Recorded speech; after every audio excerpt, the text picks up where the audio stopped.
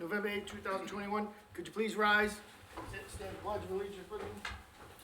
I pledge allegiance to the flag of the United States of America and to the republic for which it stands, one nation, under God, indivisible, with liberty and justice for all. Before you be seated, unfortunately, the town of Burlington, we lost one of our youth members of our, Burlington High graduate, Joseph Tyler Fournier. So I'm just asking for a moment of silence for Joseph's memory.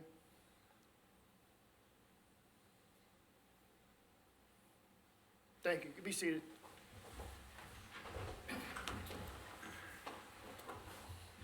Okay, first item on the agenda is number 302. It's a public hearing regarding the cable license renewal. They're looking for a motion to open the public hearing.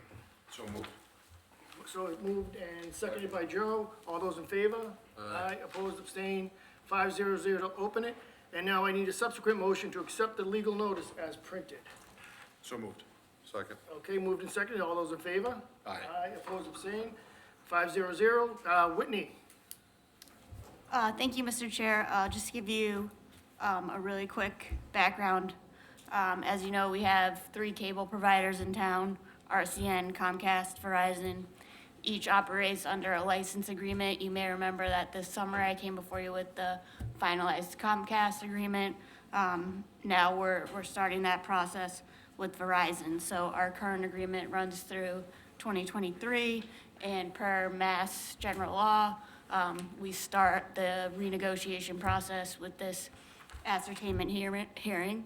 Obviously, a huge part of those license agreements is made up of the franchise fees and the capital payments and equipment and services for PEG access. And as you know, BCAT is our PEG access designee per the agreement that we have with them.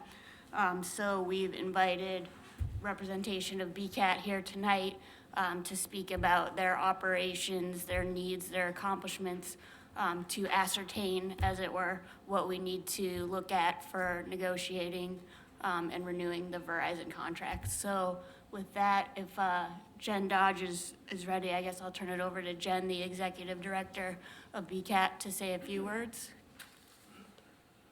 Jen or Linda? Actually, we're going to switch it up a little bit. Linda Okay. would like to go first. Okay.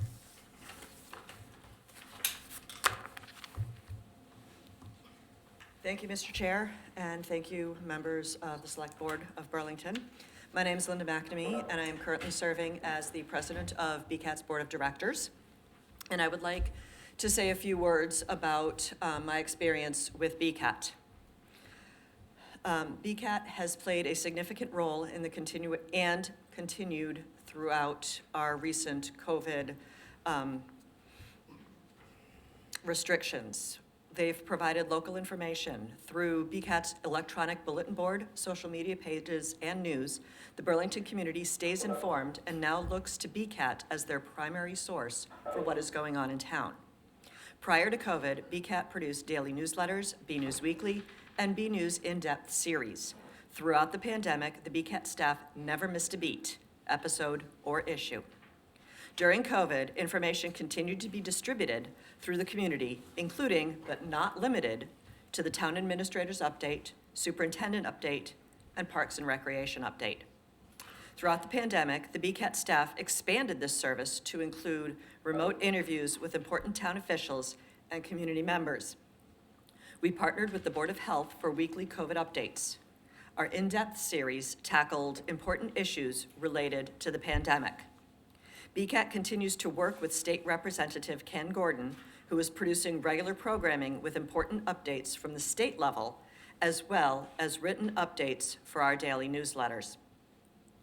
Representative Gordon presented BCAT with a proclamation in August of 2020 for continued services throughout the pandemic. Government meeting coverage that was covered pre-pandemic continued throughout, both live and repeated on cable, and available online for all residents.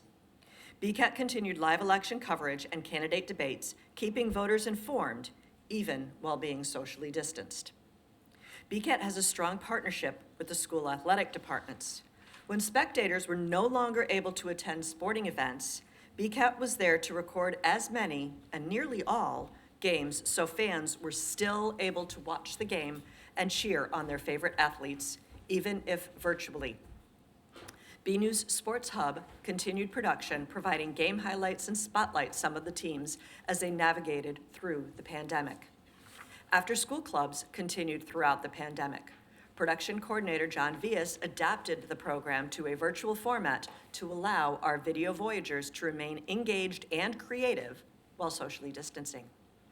BCAT continues to cover townwide events and even expanded this coverage, including town meeting, BHS graduation, Memorial Day, Cub Scout Pinewood Derby, and various award ceremonies for Burlington organizations, especially at a time where these events would not have been attended or viewed or even held due to the pandemic. Local producers, including myself, were still able to continue programming either through full remote or hybrid options, depending on recommendations set by the state and town during COVID. This list could go on, but it is safe to say that the creative minds at BCAT have been able to think outside the box to bring news, information, knowledge, and skills to the community in any kind of social environment. Personally, I am grateful for such a valuable resource and outlet in Burlington, making me proud to be associated with such an amazing group of individuals that are not only staff, but also family to me. Thank you. And now, We have any, you have somebody else that's gonna present, or? yes, I would like to do you want me to read Susan's letter now or wait? Okay. I would like to present a letter that has been submitted by Rabbi Susan Abramson from Temple Shalom Ameth, who is also a volunteer at BCAT. To whom it may concern, this is a statement of support for BCAT, its value to the Burlington community, the interfaith community, the Jewish community, and to me personally. I am the rabbi of Temple Shalom Ameth in Burlington. I am also the ongoing chair of Burlington's Interfaith Clergy Council. I have always been very appreciative of the news coverage in general, and in particular of our temple activities, as well as the station's taping and streaming major interfaith events. But in the summer of 2016, my relationship with the station and the staff changed dramatically.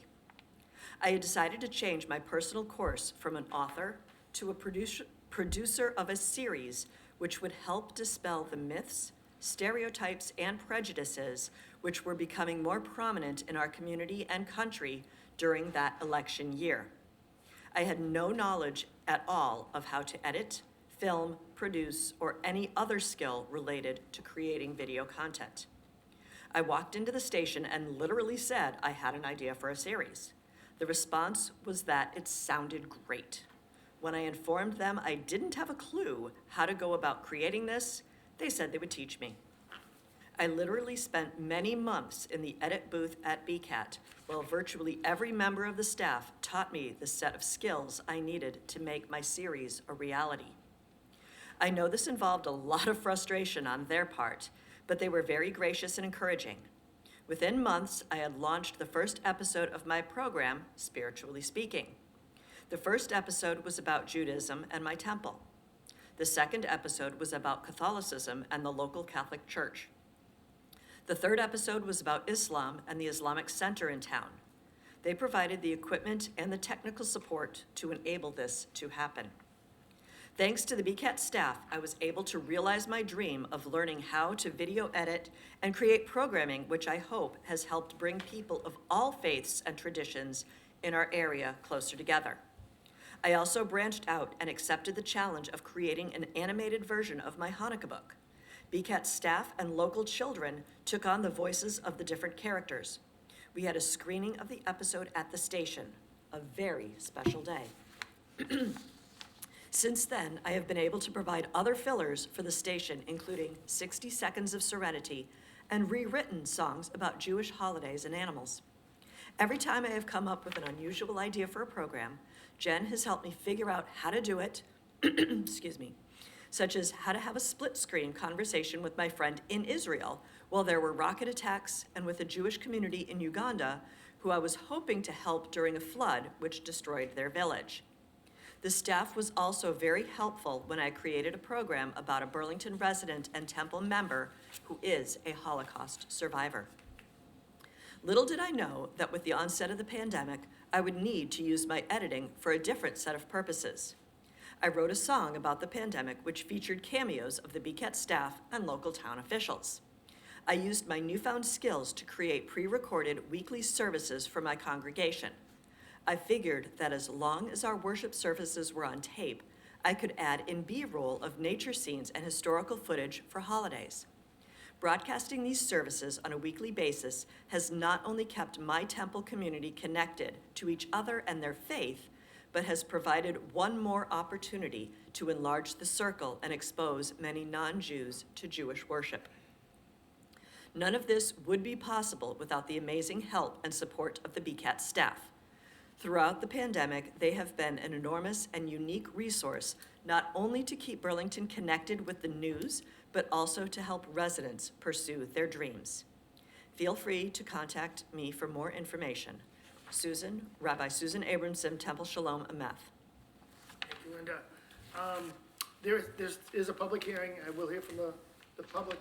I just want to quickly get to our consultant, Bill Solomon. Okay. Out there. Oh, Thank you. Good to see the board. I'll just be brief, as you know, and it's laid out in the outline. Burlington is a very unique community. There are not many that have three cable providers, Comcast, Verizon, and RCN, so that this board has done more to get those benefits of competition that can come about to have come. That's with respect to options, choices, programming, and while it doesn't restrain all cable rate increases, since the federal government took that away from cities and towns, it does provide some incentive for companies to provide less increases and also some special rates. Together, all three companies support BCAT. We're now doing the Verizon license renewal. It's different from the Comcast license renewal. Verizon has a shorter outlook with respect to how long they like the license. The licenses recently have been 5 years, but they're responsive and listen to towns that have a strong interest in community programming. And Burlington, through BCAT, has over 30 years, I would imagine at this point, close to it, of strong community programming that has never been more important to the town than it has been during COVID. And as now you proceed ahead with your hybridization of meetings to allow more people to participate in government.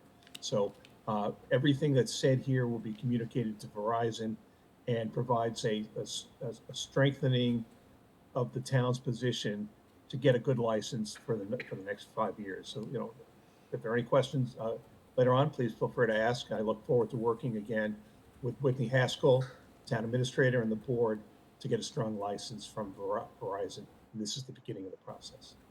Thank you. Thank you, Mr. Solomon.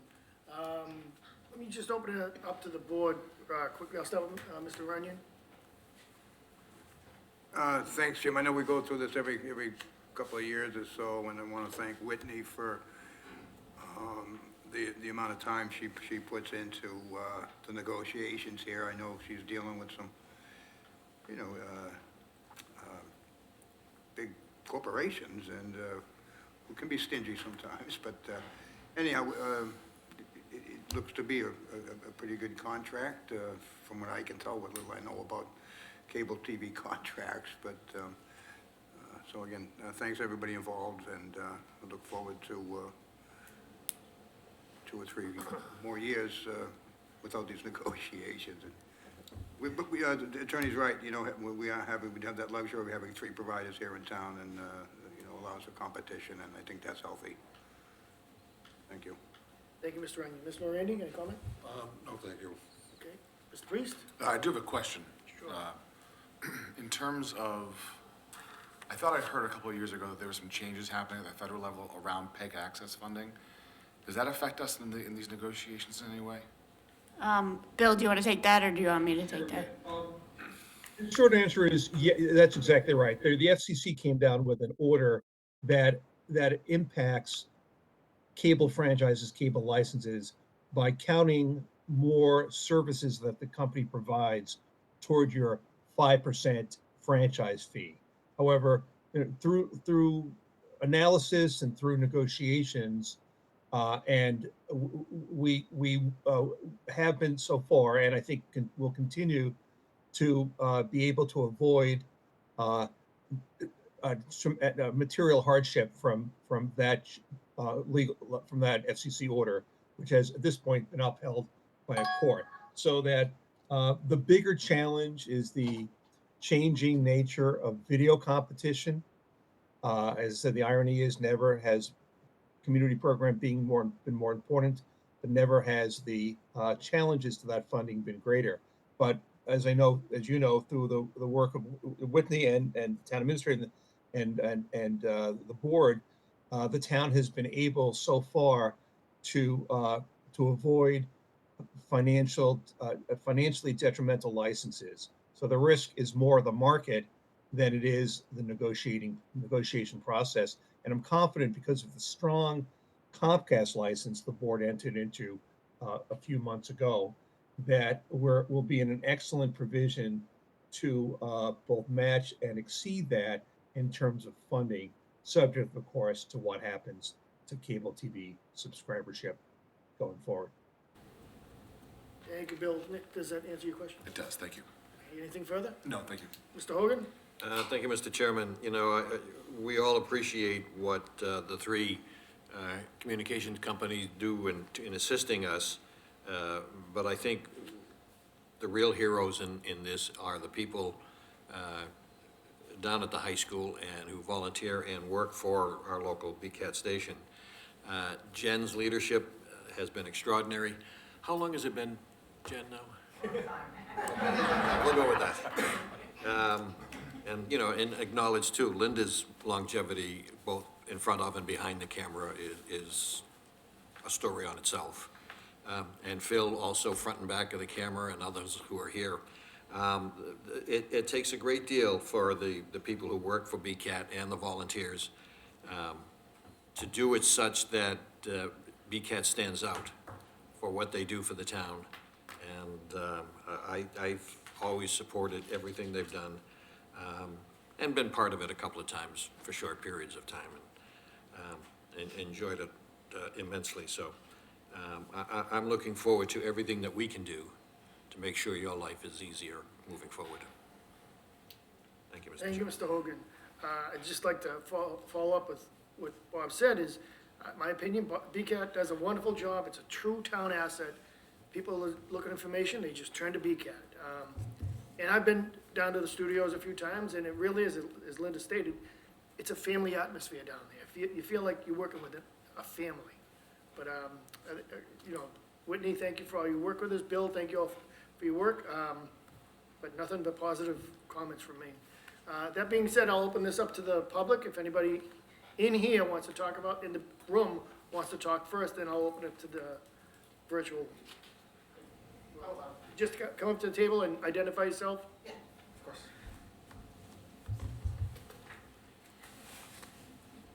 Okay. Hello, my name is James Hurley.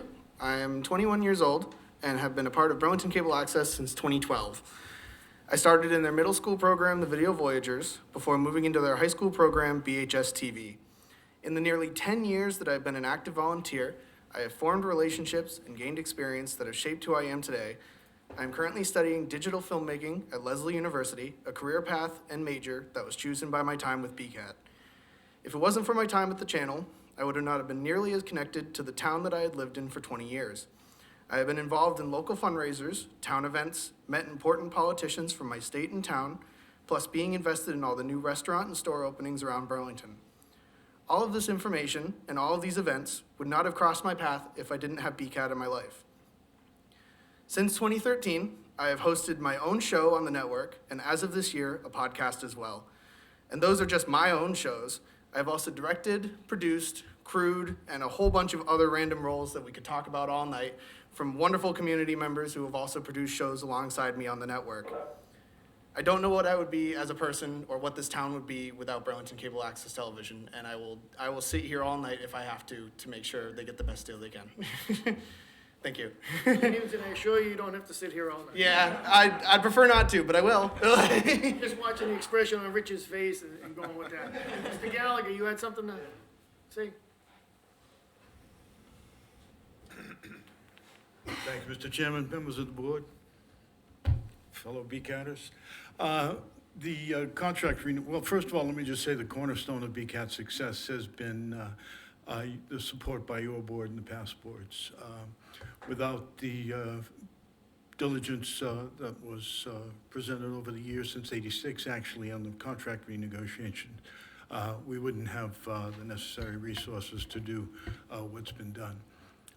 And what's been done, other than programming, which we've talked about briefly, also is technology. As you know, it's quite extraordinary, the changes that have been made since BCAT first went on air. I think we're in our third or fourth iteration of technology generations in the video business, and we're looking forward to more. We've had expansion in the green room, which I think all of you have been in. We're podcasting. I think you noticed probably when the pandemic hit that Jen didn't miss a beat as far as making everything that was public as far as live streaming or on the broadcast itself, on the network itself. So money really is the issue. We need a necessary stable revenue stream, which we have had. We have a good capital requirement so that we can meet the need, capital funds so that in the future we can meet the need. If technology continues to rapidly change, we're fully set up to do that, and I think Whitney will see the capital plan shortly, or if she hasn't already. So money is the answer, and we're hoping that you'll remain steadfast in the face of the changes that are coming up. And for the benefit of the viewing audience, and I know for yourselves, the board has been a very good steward of the town's money. We consider it the town's money. We're also very transparent. I know some of you know the exact makeup of the board, but we have 4 Ways and Means members, 3 of which are chairman, 1 of which is current chairman, 2 former chairmans, a couple of planning board members, and people that have been in the program for over 30 years.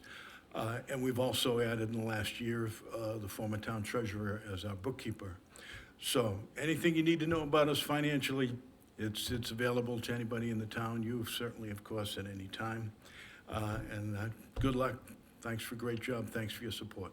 Thank you, Mr. Gallagher. Anybody else in the meeting room that wants to speak?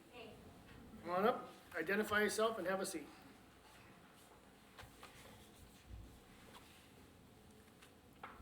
My name is Evan McNamee. I have been with BCAT for as long as I can possibly remember. And as a person who has been volunteering for BCAT most of my life, you can probably tell I know a lot. I'm not trying to be funny. So I have been recently getting deeply into doing stuff that BCAT does, last October actually. And as a person who is into sports, filming it was awesome, and I'm not in Video Voyagers yet, so BCAT was able to give me that because they can see people as a whole and what they can do and not what they have done yet. They see the future, not the past. And as my mom said earlier about the BCAT doing the Pinewood Derby, I am a scout, as you can probably tell, and I was at that Pinewood Derby. So I can confirm that it is so glorious that BCAT did it, and I was watching it today because I had to do some editing, and it was really good. It was just awesome to have the race continued and to keep a over 50-year tradition alive. And I've worked mostly behind the camera, but I've worked in front of the camera as well, and I can confirm that BCAT has done an amazing job with everything. Thank you. Thank you, Evan. Well spoken. Linda, what did that cost you? Okay, anybody else within the meeting room? Jen? Say a few words. I prepared a whole report, but I'm not going to go through too much of that. I think a lot was said. Some of the improvements, because I know Whitney, you had asked us to kind of go through some of the stuff, so I'm going to try to go through it kind of quickly. Some of the improvements that we have done is we created a new green screen studio. We created a new podcast room. We created a new field setup for live streaming that was especially in need this past year we live streamed all of the games when parents or spectators couldn't go to the games. So that was a big shift for us, and I feel like we handled that pretty well. And we have a brand new website that I feel pretty happy about that complements our programming really nicely. And I think it's a lot more user-friendly than our former one. We team up with a lot of the community organizations, including the schools, athletics, library, senior center, the chamber. We've been working with Melissa a lot to help promote the work that she's doing, and the rec department as well. We did regular updates with Brendan over there. And we also provide other youth organizations, the Girl Scouts, the Cub Scouts. We help them work with earning their badges. We cover a lot of the main town events that I think was talked about. And we work with a lot of the different religious organizations, as noted from Rabbi Abramson's testimony. So that's what I have for you. Okay. And I think we had a remote guest who wanted to speak to. All right, thank you, Jen. I just want to see if there's anybody else in the room first before I go to the WebEx. Anybody else in the room? Okay, and the WebEx, who wants to wanted to discuss this? Mr. Chair, this is Representative Ken Gordon, if you can hear me and if it's okay that I speak. Absolutely, Mr. Gordon.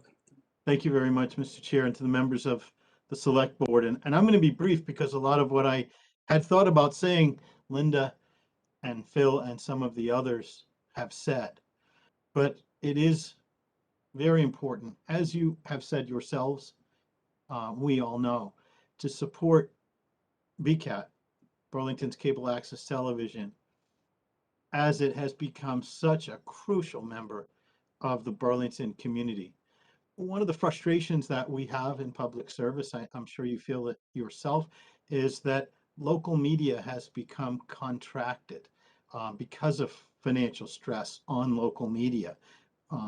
We're trying to deal with that on the state level and in the federal level. There are, through a series of tax credits, ways in which we're trying to help, because we all recognize the problem, which is that we need informed citizens, we need informed residents. And so the way in Burlington that we go about getting the word out to our residents is through BCAT, through its programming, through B News, and through the newsletter. At the annual meeting just a few months ago, I learned, and I heard Phil Gallagher speak just a few minutes ago, and he said it was his vision that BCAT could become that media of record. I don't think that BCAT started off intending for it to go that way, but it is where we are. The best way to get information to Burlington residents is through BCAT. They do a great job of it. They take it very seriously.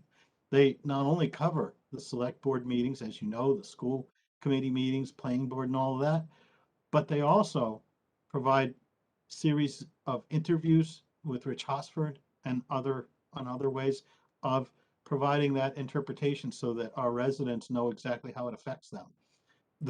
I think it was Phil or someone who spoke before me did talk about the candidates debates or forums when people are running for office. Again, I know I'm telling you what you know, but people listening to this should realize that's the primary way that we have during an election to show the voters in Burlington the difference between the candidates, and it's not done very often anymore. So this opportunity is very valuable and needs to be supported, and if possible, expanded. BCAT does so much more than it has to. You heard, again, I'm going to be brief because you heard a lot of this before, but through its service with our students, through Video Voyagers and the high school program, it's got a tremendously vibrant service that my son, among others, loved. I mean, and became a part of. He's at Mass Art. not in small measure, really in large part because he was able to expand his creativity in such a nurturing environment. The employees and the volunteers work late nights covering meetings like this or town meeting. They work weekends covering sporting events, and they love doing it. And in Burlington, the residents love having it. It wasn't long after I started I started my cable show because I wanted to give residents an opportunity to see in an unfiltered way what's going on in the state legislature. So I'd bring in guests from among chairs and things like that to have conversations. And I was at one of the supermarkets in Burlington after I had been serving for a few years, and someone stopped me and said, I think I know who you are. And I kind of a little quietly said, well, yeah, I'm the state rep for Burlington. They said, no, you're not. You're the guy on TV. And, right. And I realized that's what BCAT does for us. We connect that way. And so I know that you're going to do everything that you can to nurture the great opportunity that we have to remain connected to each other through BCAT, to recognize their work, the opportunity they give us, both participating and watching. And so I thank you for that effort that you're putting into this, and for remembering how important it is. And I thank BCAT for what they do. So thank you, everybody. Thank you for giving me this chance to speak briefly about my experience with BCAT. Thank you, Mr. Gordon. Anybody else out on WebEx that would like to make comment or discuss this? Yeah, if I may, Mr. Chair. Hey. This is Steve Moran. Steve Moore, go ahead. Yeah, one of the board of directors. All yours, Steve, go ahead. Oh, yeah, thank you very much. I just wanted to say that the thing that I appreciate most about BCAT is that it's not just a cable access channel, but they've embraced technology and they've moved to the web. They have a ton of live streaming events that take place. They're out in the field all the time. And so they're definitely a forward-looking organization. And I really want to stress the fact that their local election coverage is second to none. I think every April, I look forward to tuning in and watching the candidates debate and present their views and opinions and their visions for the town of Burlington. And I think without that resource, the town would be at a sore loss. There have been many times that I've not known a particular candidate, and to hear him or her speak and present their vision has definitely made a difference and informed the way I vote. So I would say kudos to BCAT for the years of service in the past, and definitely looking forward to the service coming up. Thank you. Thank you, Mr. Moran. Anybody else on WebEx?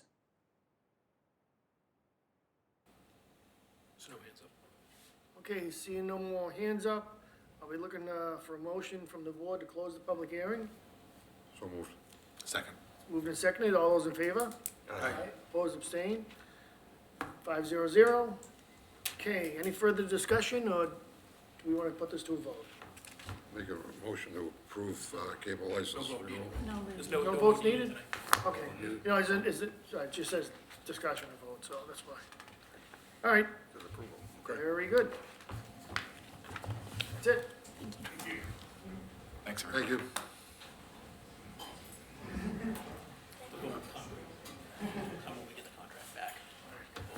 Oh, okay. That's on me. Okay. Cut and paste. All right, just give it 1 second for room to clear. Okay. Item 303, Recreation Turkey Trot. Brendan, are you here?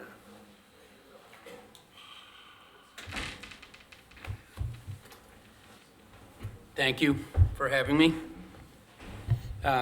We had come before you in August with a list of requests for the use of the town common.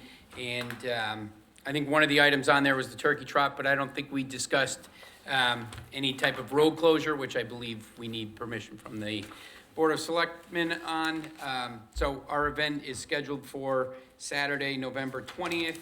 This will be our 4th year. We started this event with our 50th anniversary celebrations, and it's grown each year. We currently have 110 pre-registered runners. We will be utilizing the Burlington Education Foundation course, which exits the front of the high school, goes up Cambridge Street and takes a left on the Bedford and then a quick left on the Lexington, all the way down the Stony Brook, and then in the backside on Mildred and Sunset into the high school.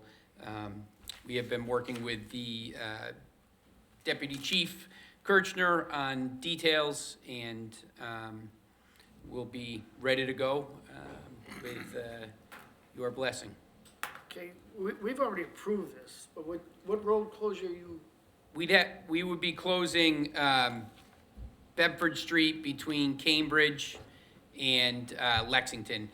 They closed off the straight lane coming into inbound so that the runners can safely pass there, and then they get onto the sidewalk on Lexington. that would be a few minutes? 15 minutes to get all the runners out of the high school. Some people do walk it, so to get them out of the high school and on that road. So we're just here to discuss the road closure, okay? Yes. All right. Correct. I'll start it. Mr. Hogan, anything? No, I think this is a great idea, and it's always deceiving, having been at the starting line when they take off, that there are people finishing the race. They've done the whole route while people are still trying to get started out of the high school parking lots. You have some serious runners out there, and I wish them all good luck. Thank you. Thank you, Mr. Hogan. Mr. Priest? No, nothing for me. Is 15 minutes long enough? Me and Nick are running this year. I think that's probably long enough, yeah. Well, in that case, I'm a He's being spectator. nice, you see that? Real nice. In that case, I'll be a spectator. All right, Mr. Runyon? You know, ever since we've been using this road for several years now, I happen to live on Mildred, so it's kind of enjoyable for me when these events pass by the house, especially when my grandchildren are home. It's very enjoyable. Other than that, I have no issues with this route or the road closure. Okay, I have no issue as well, so, well, we need to vote to approve the road closure for the event. So moved. Second. All those in favor? Aye. Opposed, abstained? 500. All right, thank you. Brendan. Look forward to seeing you at 8 AM on the 20th. Don't worry, I'll have the coffee. Okay, item number 304, appointment DPW motor equipment operator, Mr. Sanchez.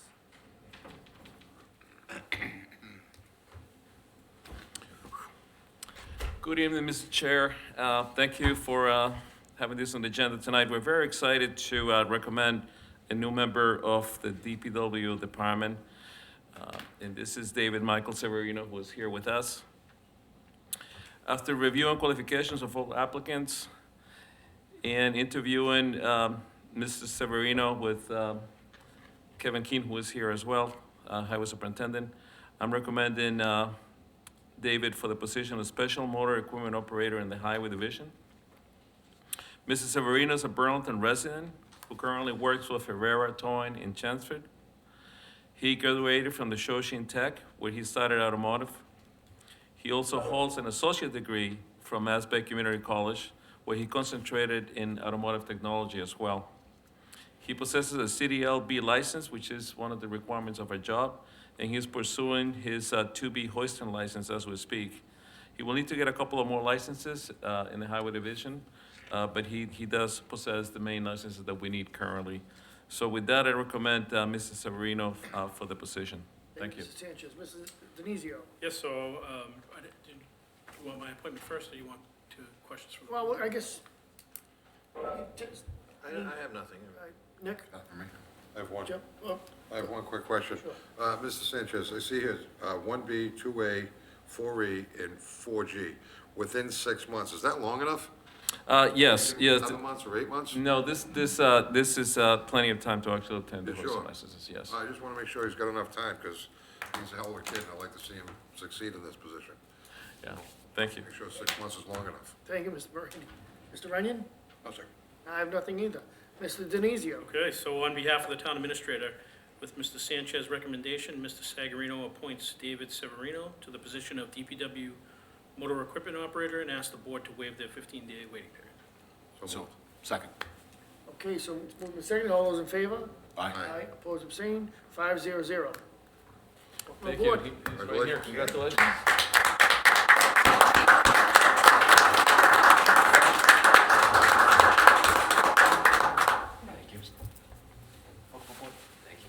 Welcome. Mondays.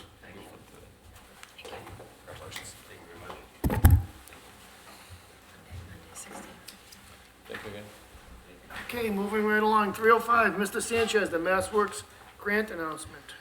Yes, thank you, Mr. Chair. So we're very excited that once again, we're successful at obtaining a grant from MassWorks this year. As you recall, we had a $3.5 million grant for the same project, which is the MWRA project. So we did receive a letter on October 4th from Mike Keneally, Secretary of Housing and Community Development, announcing that the $1 million award was given to the town of Burlington for what we call Phase 2A of the MWRA connection.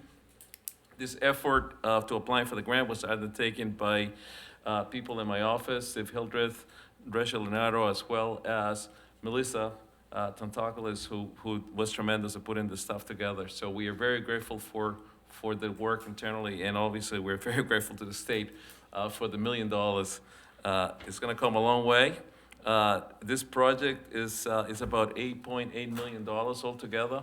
And with this second installment, the state is contributing about half the cost of this phase of the project. So very excited about it. There'll be an announcement being made next week, I believe, on it in town. But I wanted to bring it up tonight and see if there's any questions on that.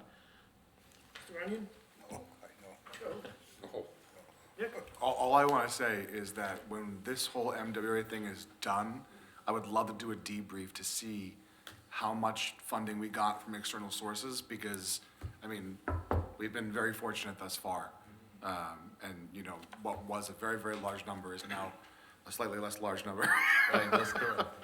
That's correct. Mr. Hogan? 60 seconds. Where are we in the process now? What are they paying for up to this point? You said half. So yes, for this particular section is half of the cost. We're estimated to be close to $9 million, and they're contributing $4.5 million. Again, this is MassWorks. And to answer Nick, we will have to put that together. There's been many contributors, including the authority, the MWRA themselves, that they are actually doing a section that at one point we thought we had to construct as well. So there's been a lot of people along the way. Norblum made a commitment to the town as well to contribute funds towards this project. So yeah, we're doing pretty good. Set? John, I just want to mention again, we planned this years ago, and a lot of the, like the MassWorks grant, you mentioned the employees who were the ones that did the work. I mean, it's our employees that dig in and find these things to help offset the cost. I mean, when you mentioned Melissa Tantakoulis, our Economic Development Officer, that again shows how all of our departments work together to benefit the residents of this town. So it's the employees who are they get the ball rolling, and it's gonna help us all in the end. But thank all your employees for their efforts. John, thank Melissa for hers, and again, we'll happily take $1 million on the stage. So, thank you. And if I may, Mr. Chair, you're correct about our employees and the ones you mentioned and the ones I mentioned as well.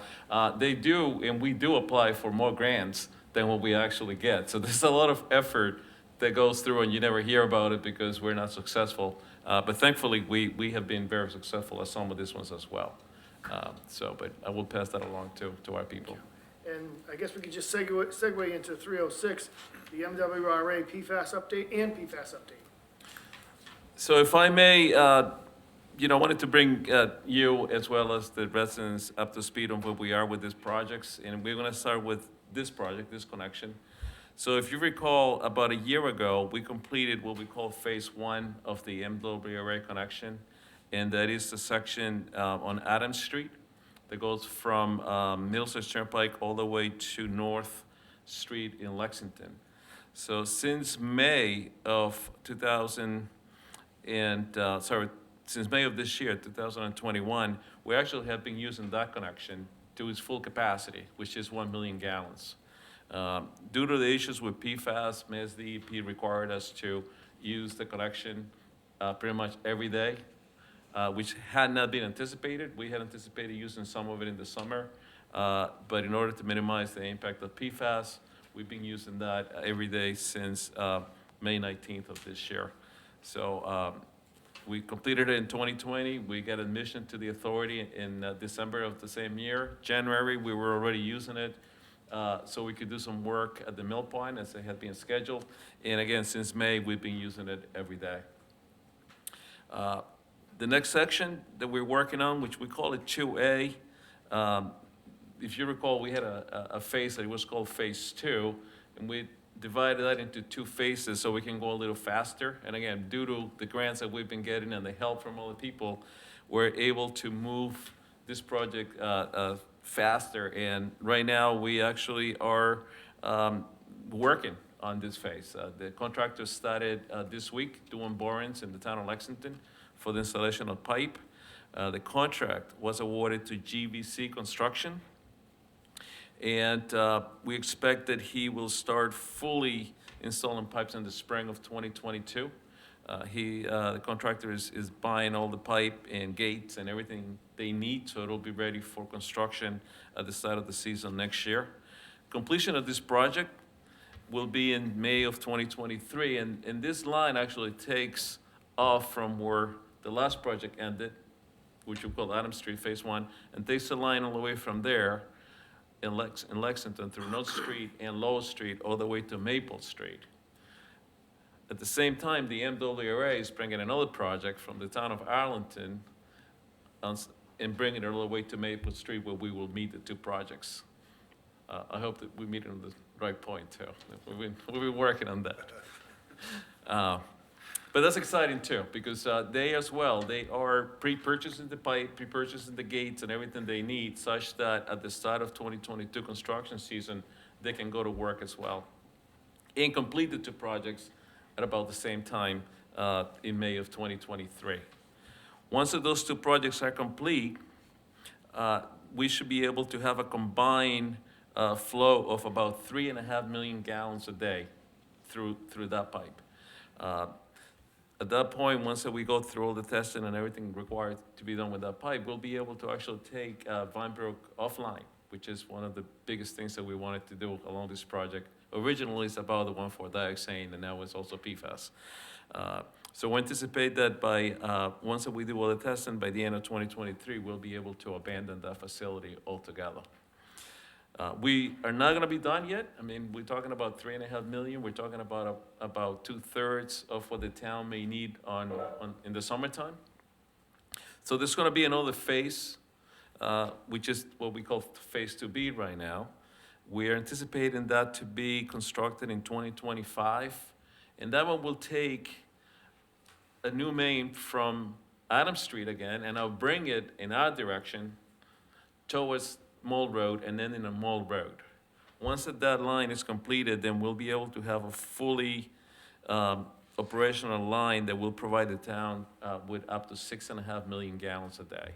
So that line will allow us to take the Mill Pond treatment plant offline if we needed to do any work that we need to do, because this line will have the capacity to carry the entire town, even on the hottest day of the summer.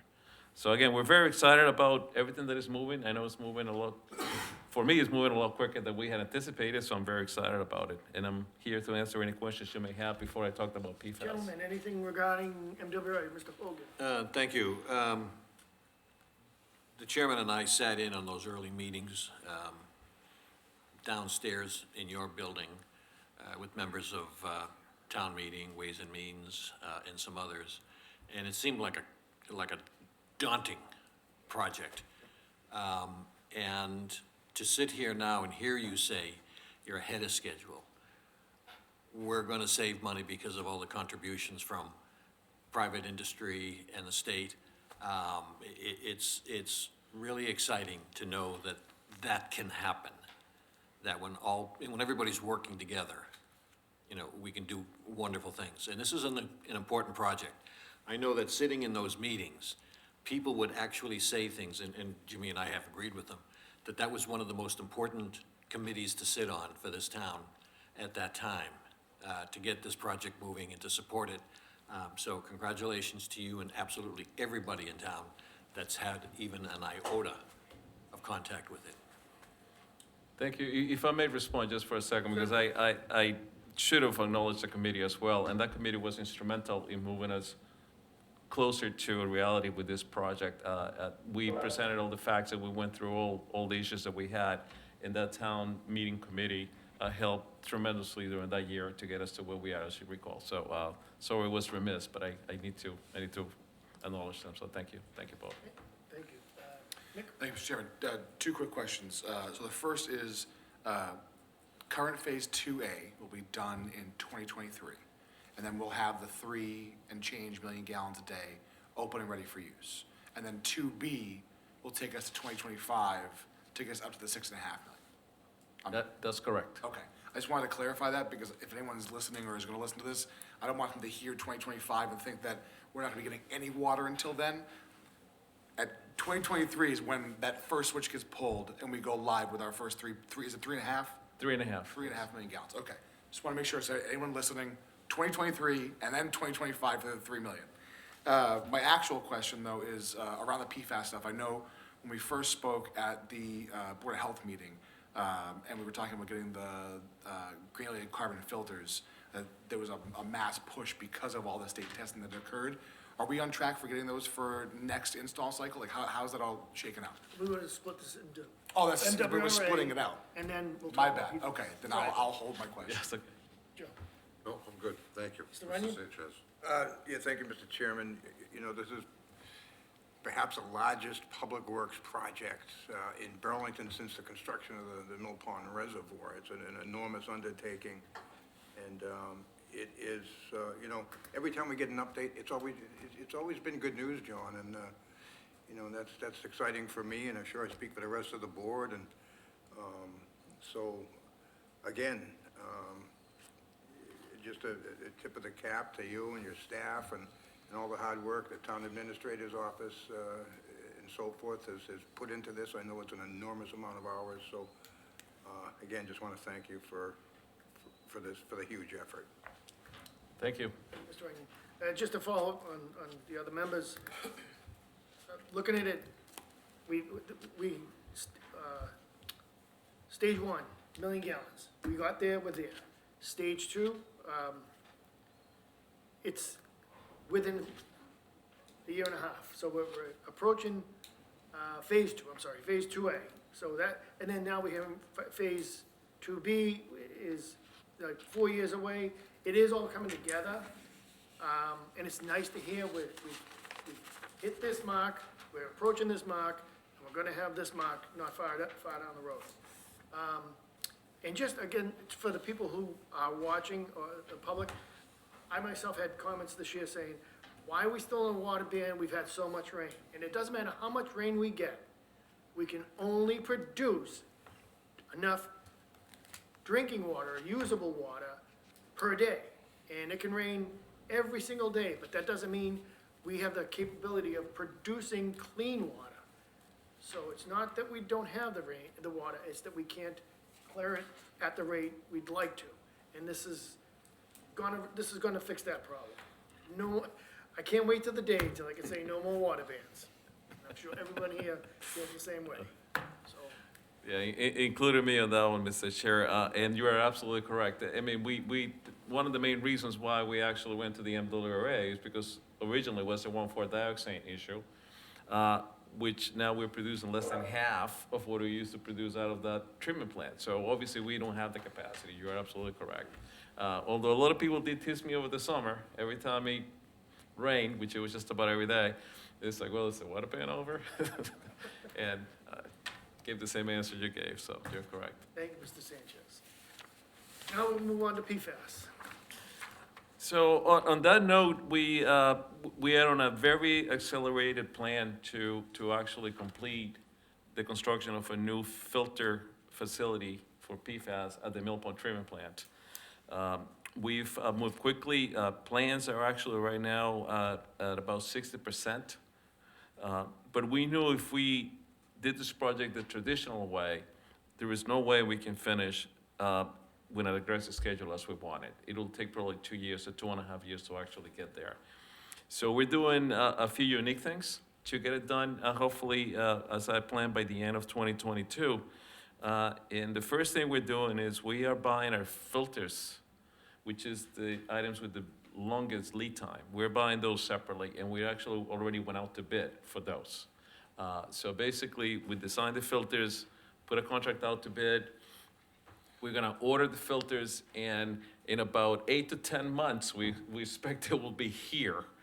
That's the lead time on them, because everybody's trying to buy the same item that we're trying to buy. So we went that route to do that. At the same time, we have a separate contract to just go out and do some coring in the facility that we need to do, which we will plan to do those in January, some small digging and some cords, getting some pipes where we need them, some gates where we need them. Again, we do it during the winter time where the demand is low, which is the only time we can shut down that plant. So we had the second contract. And then the third contract is the actual building. So we hope to go out to bid through the winter and get a contractor to actually build the facility. And sometime during the year, the filters will arrive, and we will give them to the contractors to hear the filters, install them in the building. I mean, these are large filters. If you've been to the Foundry treatment plant and seen the filters we have there, these filters are actually larger than those.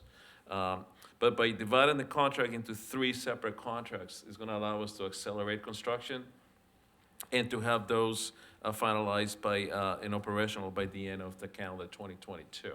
And that's like what we have set in place, and we've been pushing to get that that way. We know there's issues with gates and valves and pipes and all the things right now, so we're trying to get those in place, as I said, in different contracts to get ahead of that deadline that we give to ourselves. Thank you, Mr. Sanchez. I'll start with Michael on the side. No questions. Joe? No questions. Nick? Thank you, Mr. Chairman. Sorry for jumping the gun there. So to follow up on all that, the filter facility that's gonna be constructed, knowing how the state is readjusting levels of various chemicals across the board year over year over year, are we gonna be able to add on to this facility to combat possible future chemicals? So the answer to that is yes, and assuming that we're still talking about the same type of compounds that we're finding out in the field, all right? There may be something else that comes out that we're not prepared for. However, the facility themselves, the filters we're ordering are large enough to handle larger amounts of compounds that we know we already have, number one. Number two, also a different type of filter. Instead of the GAC, we're also accounting for the possibility of using resin filters, which again, depending on what may come down the pike, then we'll be able to use that as well. And thirdly, we are actually leaving room in the facility. We're building a facility slightly larger such that if we need to install any type of boiler treatment, there will be room within that facility to install that at a later date. So we're, again, we can't really think of anything that may ever come down the pike, but we're certainly anticipating some expansions if we need to, and they're built into the project. I appreciate the preparedness. Thank you, John. Thank you, Mr. Chairman. Okay, Nick. Mr. Hogan? No, I think I'm good. Thank you. I'm good as well. Well, thank you very much for, hearing me out on this. A lot of people ask us questions, so I'd like to put it out there, and as well as direct them to our website. Every time we have new data, new facts, we put it all right on our website on the PFAS, so this will be up probably tomorrow for any updates the public may want to have. We appreciate the updates, and especially when they have good news, so. So thank you all.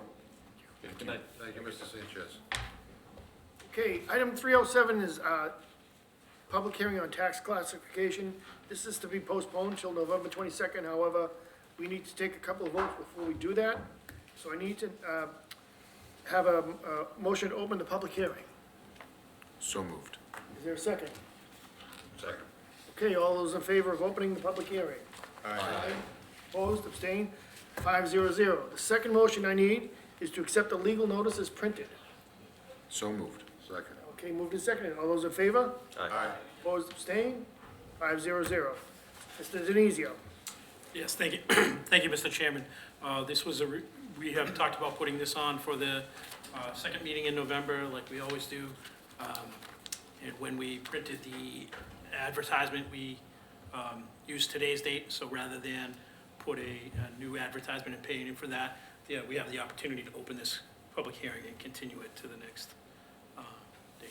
And I know other people will fall on the sword for this, but it was my fault, so get that clear. Any, Are we gonna have any opportunity to see the information before we get to the 22nd? Yes. Yep. Okay. Mr. Priest, any? No, Joe? Anything? No, nothing. Michael? No, if you'd like a motion to postpone till Yep, the no, 22nd? continue it, yeah. Continued, I'm Motion sorry, to no. continue to, The November 22nd, I will make that Okay. motion. Is there a second? Second. All those in favor?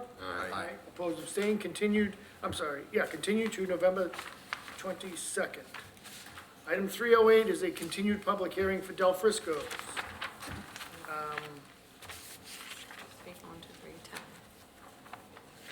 Oh, I'm taking them out of order? All right, I'm sorry. It's their new one.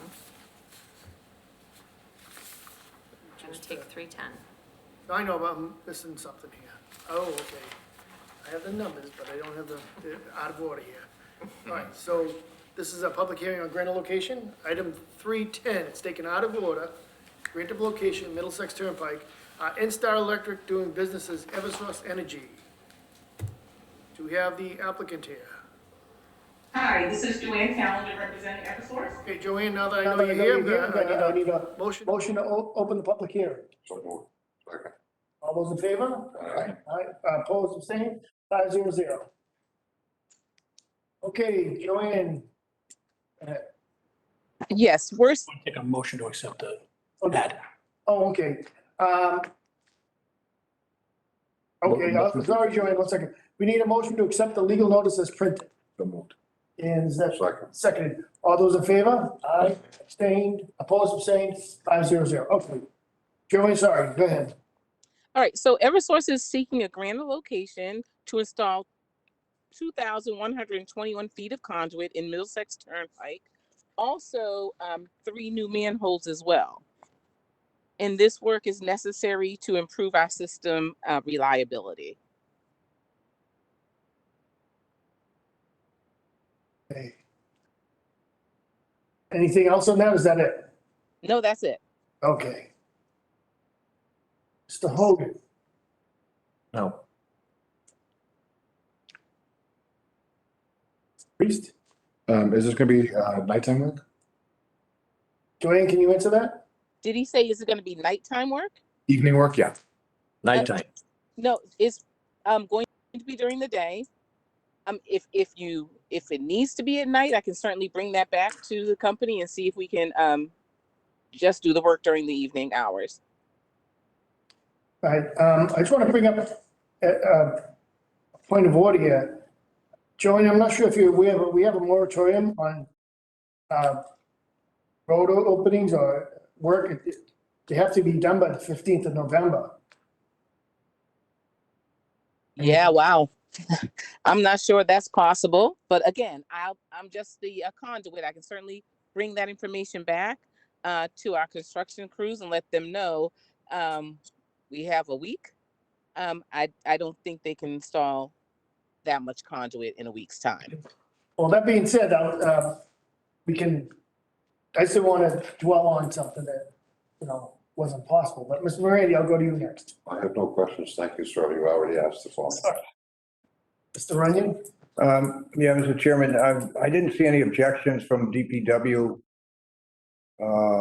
regarding the manholes. I don't know if the manholes are going on the asphalt or on the sidewalks. I'm not quite sure, but there's no objection from Tom Hayes on this. Mr. Denizio? I'll just add that I had a conversation with John Sanchez and Tom Hayes about this, and they did want us to remind that the moratorium starts on Monday, and that to remind the applicant that if approved tonight, that no work can be done until they get a permit from engineering. That's where they'll work out all those details. So Joanne, the status is that we could vote to approve this tonight, then you would need to get a permit from engineering, but everything needs to be done by November 15th. Okay, or if it's approved, and then we don't start the work, when does the moratorium end in Burlington?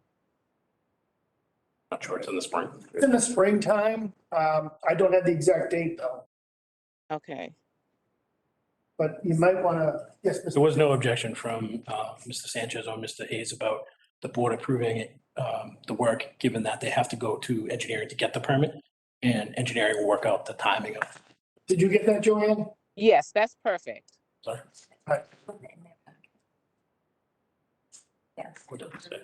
Yeah, I think it's probably gonna be similar. We're gonna see later on in the agenda, some conditions for drainage in front of residents that they're responsible for the work throughout the winter months or something like that, maintaining it and keeping it safe and so forth.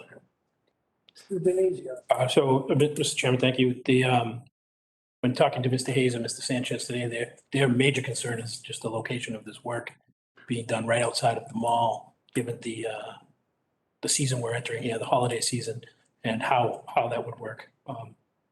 So, again, they didn't have a problem with the work, with the board approving it, but they just want to reiterate that no work be done until they go through engineering. Mr. Morandi. Well, real quick, Mr. Denizio, the bottom line is we can approve this tonight, but it's up to engineering to decide whether or not they can do the work or not, Yes. right? So we won't hold them up, but it's up to engineering to decide whether the road gets ripped up or it doesn't get ripped up, right? Bottom line? Correct, yeah, there's a suggested motion in the packet to say exactly that it's approved, condition of the applicant contact the engineering department for their work permit before any work be done. Which is standard with all of our. That's true. No, that's it. Making sure everyone on TV land heard it. Nick, anything further? I guess we could save engineering a headache and just say that they can't do the work until the spring. Well, They make a contingent on the vote. I don't know how long the scope is, how long is it gonna take to do this job? Joanne, do you have any idea how long this will take? Yeah, if I had to make an educated guess, I would say 3 weeks to a month, because typically we lay 50 feet of conduit per day. Okay. So talking, excuse me, I'm sorry. Good. We're talking about, the different companies are out there, so you're looking at 6 weeks. 3 weeks a month is roughly 6 weeks, no matter what they all say. So, it's just the bottom line. Yeah, so. I'm not trying to be. I think it would be in our best interest to vote tonight. In the spring, I just have to bring it back in the spring, but we do it is a public hearing, so I do have to open up to the public at some point. So, There is a suggested motion to approve. As I said, the engineering department, DPW, didn't have a problem with it being approved because then they would still be in charge of when the work could be done. If they're in charge, they don't. motion, I have it, Jim. you have it? All right, any further thing from the board? No. Anybody, I'm gonna turn this over to the public, it's a public hearing. Anybody from the public wants to chime in on this item? All right. Being none, I'll take a motion to close the public hearing. So moved. Second. Okay, all those in favor? Aye. Opposed, abstained, 500. Okay. Mr. Lanyon, you had a Yeah, motion. Mr. Chairman, I would make a motion to approve the grant of location request for Middlesex Turnpike as submitted and as approved by the engineering department with the condition that the applicant contact engineering department prior to the work taking place for with detailed instructions. That was second. Okay, that's moved and seconded. All those in favor? Aye. Opposed, abstained, 500. Joey, did you get all that? I did. Thank you so much. Okay, very good. So we're, again, out of order. We're taking Item 309, Lynn, I'm just watching you nod, so, okay. Larry, that's you. Okay, this is a public hearing for approval of Common Craft Bottle Shop LLC and manager. It's a new public hearing, so I need to open it up to the public. Is there a motion to open the public hearing? So moved. Is there a second? Second. All those in favor? Aye. Aye, opposed, abstained, 5-0-0. The applicant. Oh, sorry, we have to do the notice again, I'm sorry. I need a motion to accept the legal notice as printed. So moved. Second. All those in favor? Aye. Aye, opposed, abstained, 5-0-0. Sir, could you just identify yourself, the board, and let us know what's going on? Yes, Larry Leibowitz, owner and operator of Common Craft. Okay, do you want to give us a little background? Oh, sure. Yeah, so I'm here before you to discuss the bottle shop at Common Craft, which is a 160 square foot shipping container, which will be detached from Common Craft's restaurant, that will serve as an outlet for guests to procure bottled beverage from the experiences that they've experienced inside Common Craft. It'll be a packaged goods of the products that's sold by the producers inside Common Craft. Okay, And I have some visuals if it would help. They should have one. I've got some new ones. I'm not sure if. okay, So there's a floor plan as well as some artist renderings to give you a little bit idea of the scale of it.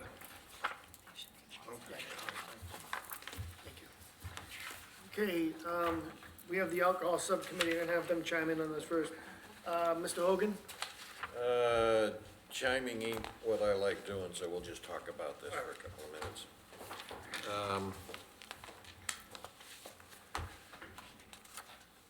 Is it, customers cannot go in here, right? No, It's it's a- a strictly walk up for customers. The only people inside the shipping container would be employees. So is it a large window or to a door or? No, correct, it's a window, it's a pass-through window that's lockable. But it's outside? Yes, correct, it is outside, and it's the detached from the main restaurant.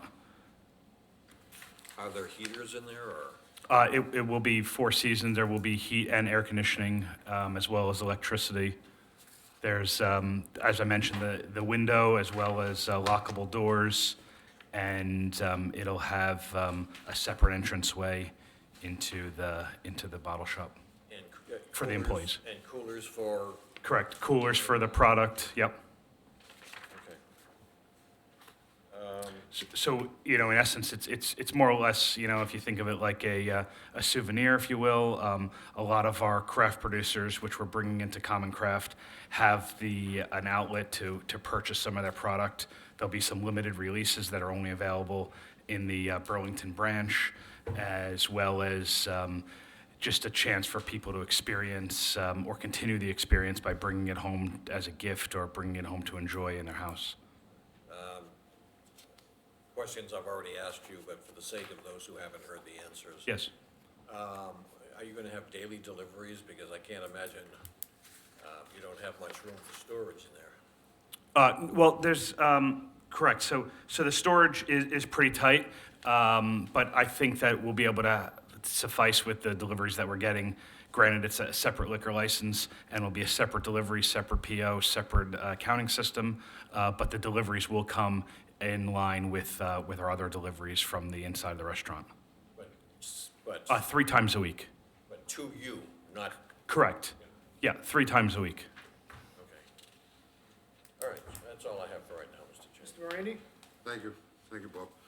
We were going over a couple things. There's gotta be 2 people in the container at all times. Correct. Call it container, I don't know what you. Right, Floor, so you know what I mean? Right. Inside the shipping container, there'll be 2 employees for the ability to break the other employee, as well as, for restroom and meal breaks, et cetera.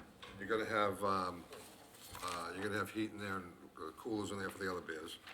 Bob went over the, aspect of, deliveries. Correct. So, the big thing is, you're not gonna have, it's gonna be all the craft beers that you sell in the restaurant? No, It's sir. gonna be all the craft beers. It won't be all of the craft beers. It'll be a limited number of SKUs. So, for example, for one of our craft producers is Idle Hands from Malden, and they'll have 15 beers inside available, but maybe 2 or 3 that are available in the bottle shop. The idea is meant just for either a limited release or a special seasonal brew. It's not to carry the entire portfolio. It is really meant for just continuing that experience with their either signature label or 1 or 2 seasonal releases. I guess the bottom question is for me, it's gonna be craft type beer, no Budweiser, no Michelob, no. Right, excellent question, yeah. It'll only be the products of the producers that are inside Common Craft, and by nature, it would limit us to just those 4 operators, and even further refined, it would be a limited number of SKUs just based on space to store, as well as, how I mentioned, just inventory rotation. Okay, so I'd be in favor of this, is if we can put a stipulation in it, that we know, I don't know what wording we wanna use. No bud, none of, What's the term for that type of beer, like a mainstream beer? Well, so it would be, I guess, packaged goods, if you will. I know it's a broad statement, but to be clear, that there's no hard liquor. It's a beer and wine license. There's no nips, obviously. There's no. What's the difference between, say, a Budweiser beer, Oh, okay. as far as the type or classification? Yeah, I think it would just come down to nomenclature, sir. I don't know if we could say craft beer. I feel like that word is very widely used, and I don't know if there's a distinct definition. But I hear what you're saying is. It's easy so that we, if the other gentlemen want to, can approve this, so, I don't wanna see it as a package store. I don't wanna see Right. nips in there, and I don't wanna see Jameson and. Yeah, so, and neither do I, and just to be clear, it couldn't be any hard alcohol, or nips would fall into that category, because it's just a beer and wine license, so that would automatically preclude that, and it's not in the Common Crafts brand the whole ethos behind the Common Craft brand is really shining a spotlight on these smaller producers that don't have a chance to compete against the big guys. So it would not be in our best interest, nor is it part of our business plan, to offer some of these major broad line brands that you've discussed and listed so far. So the. I'd say just use the term craft beer. Craft beer? Craft beers, what about the wine side of it? So the wine side is to be determined. I'm thinking it's going to be some of the canned wines that they offer from our producers. It's Same type of thing as of like a craft beer, or craft wine? correct. From the same. Right, correct. And probably more of the unique offerings that you couldn't find in your neighborhood store.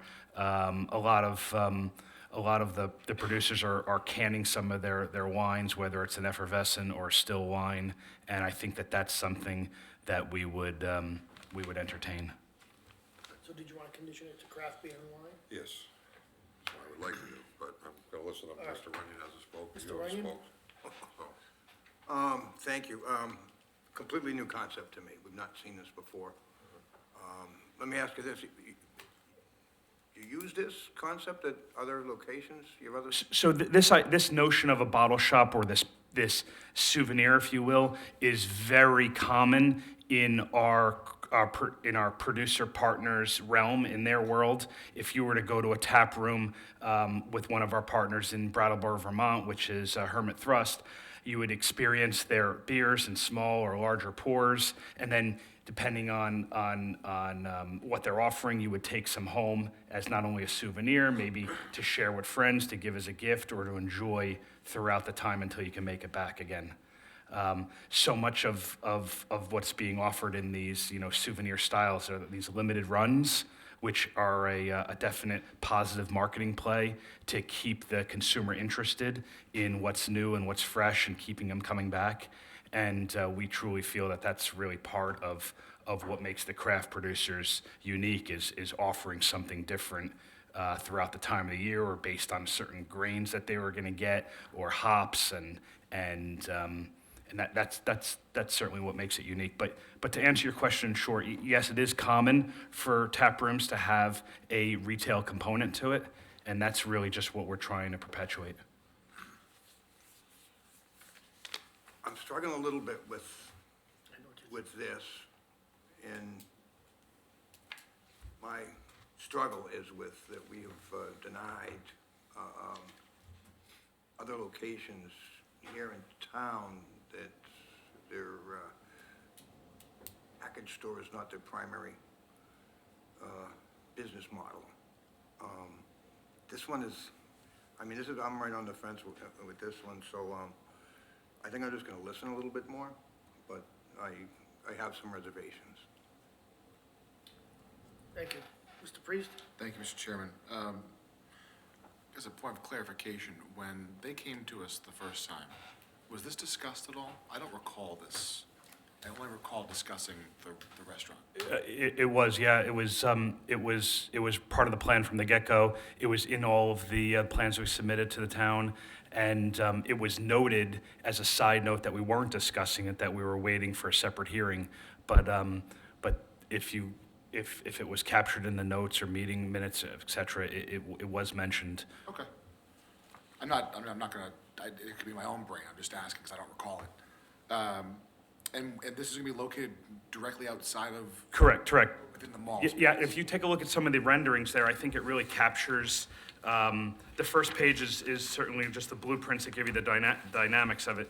But the second, third, and fourth page help to understand how far it's set off from the street, how close it would be to the building while still detached, making it a separate structure per the rules and regulations.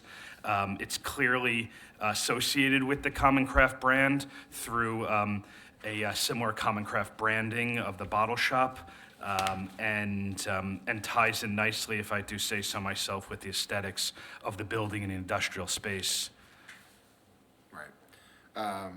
And in terms of the hours of operation, are these going to be individual and separate from the restaurant itself? Correct. What are they? 11:30 until close, which would be until it slows down, and Who's closed down? till we close. Yeah. Till the restaurant closes. We're gonna probably have to have a conversation about that, Okay. because the hours for restaurants and the hours for retail sales are different. Okay, I'm open to that. Absolutely, I understand that.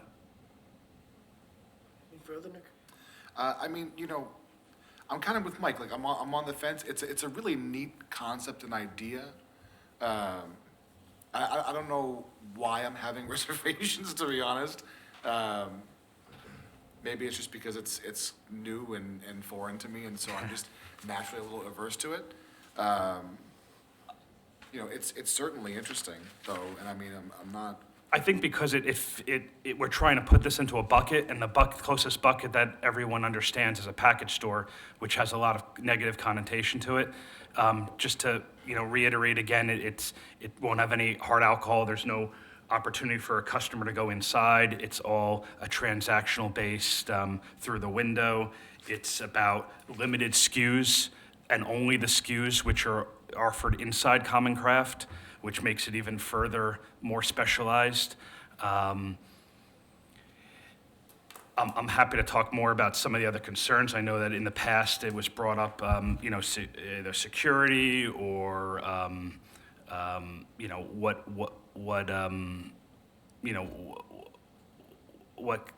what some negative attributes are. I truly think it just helps to round out the experience of Common Craft. If you recall from previous meetings, Common Craft isn't experience based. I mean, just like what many things are happening to retail now. I mean, the idea of Common Craft is for people to come in and experience different beverages, different food in a more like lifestyle brand versus belling up to a bar and being treated like that. So I do appreciate that it's hard to put this in a bucket because it is kind of new and unique. And I'm happy to talk more about any of the other concerns that the board has.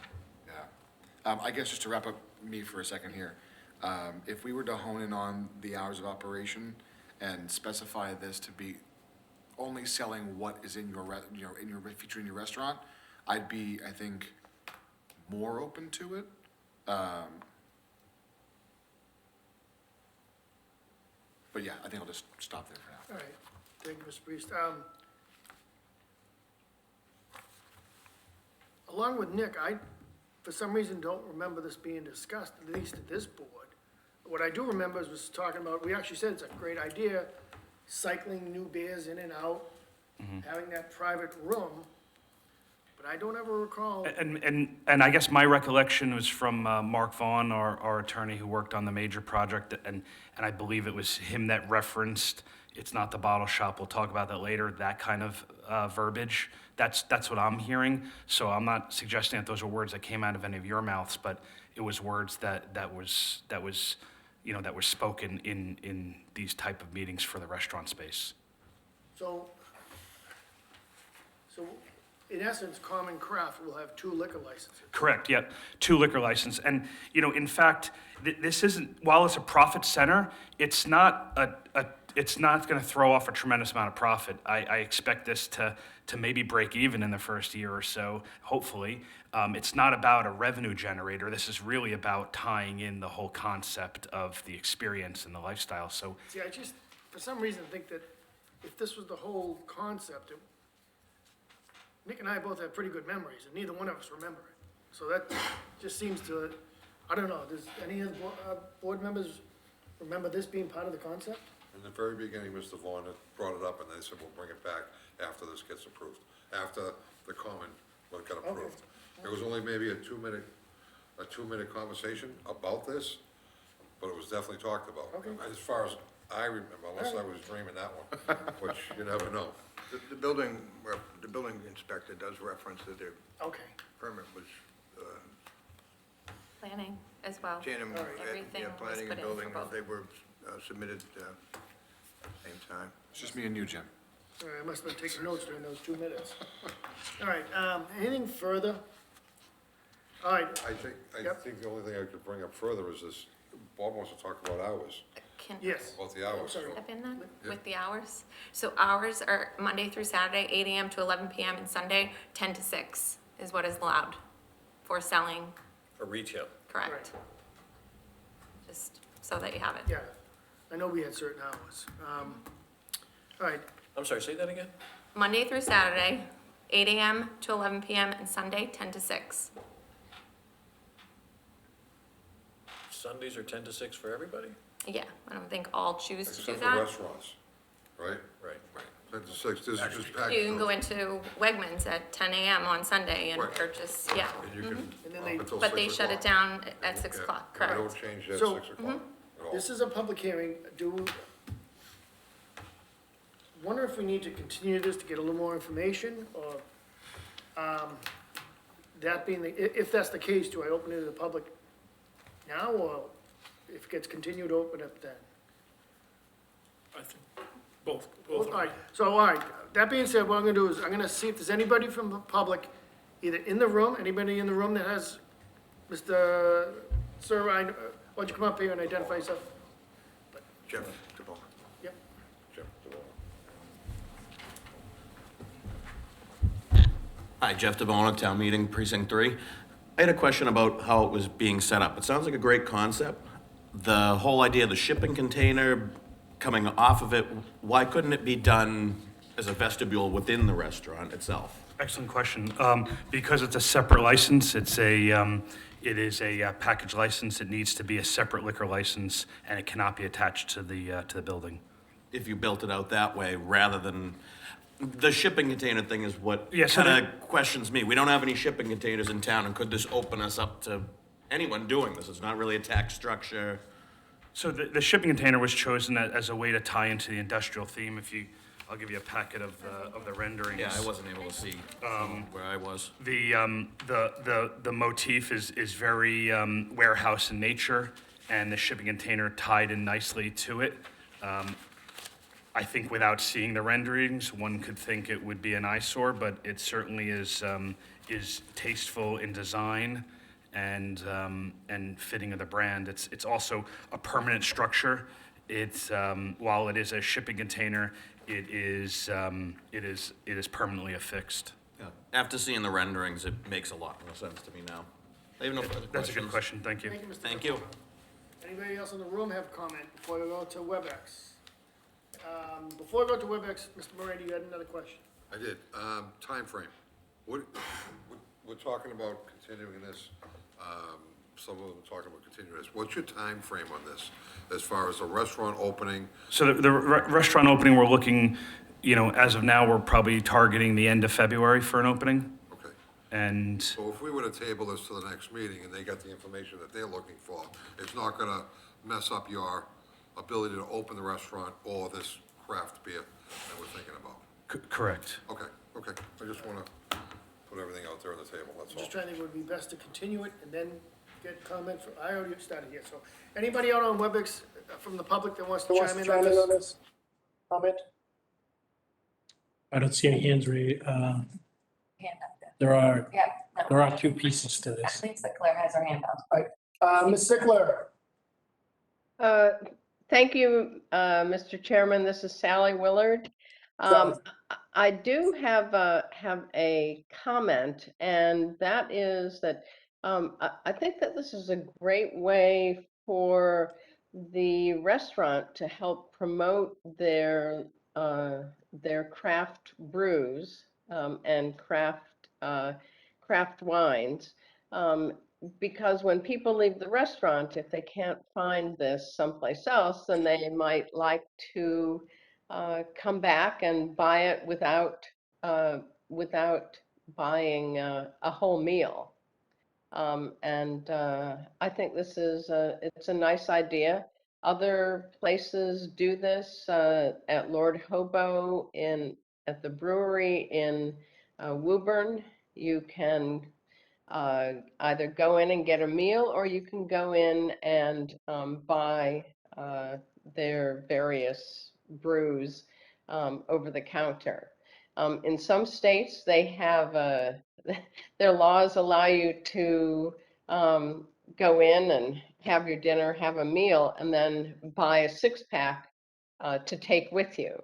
And this is kind of like that, only I think that this is a much nicer setup, and it keeps the sales of the beer and or the wine separate from the distribution in the store. Thank you. Thank you, Sally. Anybody else from the public?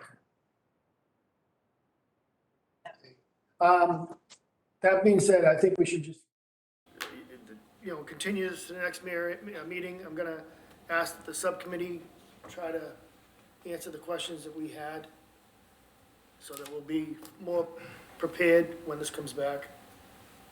Anybody make a motion to continue this to? Before we Yep. continue it, what questions exactly do we have? Because I was more confused, I think, than anything. Well, it's just, we all seem a little, each one of us has questions. And any issues that were raised tonight, just see if the subcommittee can get answers to those issues so that we have a full idea of what's. So being on the subcommittee, what Yep. questions are you looking to get answered? Because I don't know. Yeah, Mr. Chair, because we did meet on a subcommittee, so I'm just a little confused as well. All right, well, then I'll just take a motion to continue it then, so that, unless, if anybody's looking to continue it. If not, I'll look for a motion for anything. I'll make a motion. Actually, we gotta close the public hearing first. If we're continuing it, do we do that? Well, If you're gonna continue, you can't leave it if open. we're gonna continue the meeting, we can't close the public hearing. But if we're gonna take a vote on it tonight, I need a motion before to close the public hearing, I'll make a motion to close the public meeting. okay? Second. All right, all those in favor? Aye. Opposed? Abstained? 500 to close the public hearing. I'd also like to make a motion to approve with the condition that only craft beer and craft wine can be sold. Okay, there's a motion on the Is floor, that, And the timing of the sales. and the timing of the sales? Yes. okay? Is there a second to that motion? Second. Okay, all those in favor? Aye. Opposed? Aye. Abstained, 410.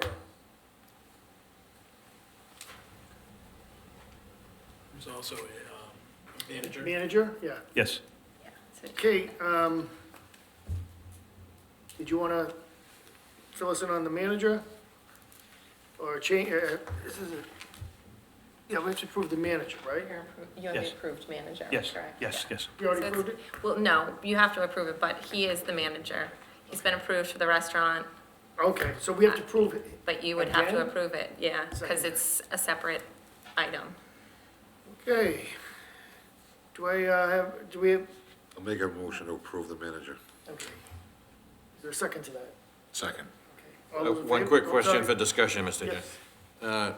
You guys, you have all the proper paperwork for the change of manager or the appointment of the Well, it manager? would be the appointment of the manager, yes, because he had already submitted, but we had him resubmit for this one as well. That's all, thank you, Mr. Chair. Okay. Is this motion on the board, is seconded? All those in favor? Aye. Aye. Opposed, abstained, 500. Congratulations. Thank you. Okay, Thank you. you're staying for the next item, I believe. Yes, sir. Item 311, approval of the entertainment license for Common Craft. Okay, why don't you tell us about that? Sure. Before you to get approval for an entertainment license, to have the ability to have upwards of a three-piece band that would be able to play in select dates, which would be background in nature and more of an entertainment type of a band. I've fielded a few questions from the building inspector, and I believe he's satisfied with those responses, and happy to answer any questions that you have. Michael, I'll start with you on this end. I'm fine with this one, yeah. Mr. Randy? It's gotta promote the business, gotta bring in customers, I'm fine with it. Nick? Thank you, Mr. Chairman. I think my only question is pertaining to general noise in terms of a three-piece band and, being in the mall. Were there any concerns from the mall property or? There aren't. There's no access to the mall site. It's only external access, if that means anything. I also envision this band not starting until, dinner time hours, which would be when the mall would be wrapping up. But certainly mindful of any noise ordinance and happy to comply with any noise levels that may or may not happen. I'm also not foreseeing it being any louder than our regular audio sound system. Okay. And if I recall correctly, you had separate rooms for individual crafts? Right, correct. So there's 4 separate rooms with a central area called the Great Hall. The band would be positioned in a stage area, quote unquote, an area that is kind of a multi-purpose platform. And there's a lot of sight lines from throughout the space because it's a fairly open concept. I know the building inspector had some concerns as far as standing room, and I think I addressed those successfully to him. And in terms of if people in one of those rooms wanted to close a door to avoid that, would any live music interfere with their? Well, so there are no doors with any of the. No, it's all open. Right. It's all open concept. While there's entryways, there's no doors that would physically close off a room. I got you. Okay, thank you. Thank you. Yep. Mr. Hogan? Larry, I need some clarification on a couple of things. Sure. I hear you talking about our attorney, Mark Vaughn. I thought he was no longer the attorney. And then we're going back to the. Right, I'm sorry if I misspoke, if I meant that he's still representing. I chose to not have him attend this, just because the costs were mounting, and I was hopeful I'd be able to answer questions on my own. While he still represents us on many issues, he's not here tonight from my choosing. But he doesn't represent both the retail sale and the restaurant? Does he represent or did he represent? Does he today? No, it does not. Okay. So when you say "we," when you talk about the management of both locations, Yeah. is there a separation in the management of the two the retail and the restaurants? Yeah, they're separate corporations and they're separate liquor licenses, yep. All right, thank you, that's all, Mr. Chairman. Okay, Mr. Hogan. Mr. Morandi? Yeah, just a quick question. Thank you, Mr. Chairman. Hours of operation are gonna be what we discussed earlier as far as the sales go, same as the restaurant, 11, what time you open in the morning? 11:30. 11:30. What time do you close at night? 10:30, 11 o'clock, whatever time that was? For which one? The restaurant itself, where the band's gonna be? For the restaurant, we will go until last call if needed and close earlier. Okay. I don't foresee the band going that late, no. Well, that's where I'm going with this, so. Okay. We usually give out Thursday, Friday, Saturday, is what we've done usually with this, with the three-piece band. Do you plan on doing this all week long? Or do you plan on- I do not. In fact, I don't even know if I don't know how often I'm going to do it. I was just trying to be proactive and get this approved in the event that I did want to do it for the opening and to make it more marketable and such. But I don't have any plans to put on a routine schedule by any means, no. Because usually what we do, right, if I'm not mistaken, Bob, is we usually give them a Thursday, Friday, Saturday type of deal from say 6 at night till 10:30, or something like that. So if that condition was on here to start out. Yeah, that's fine with me. I think that's acceptable. I couldn't foresee.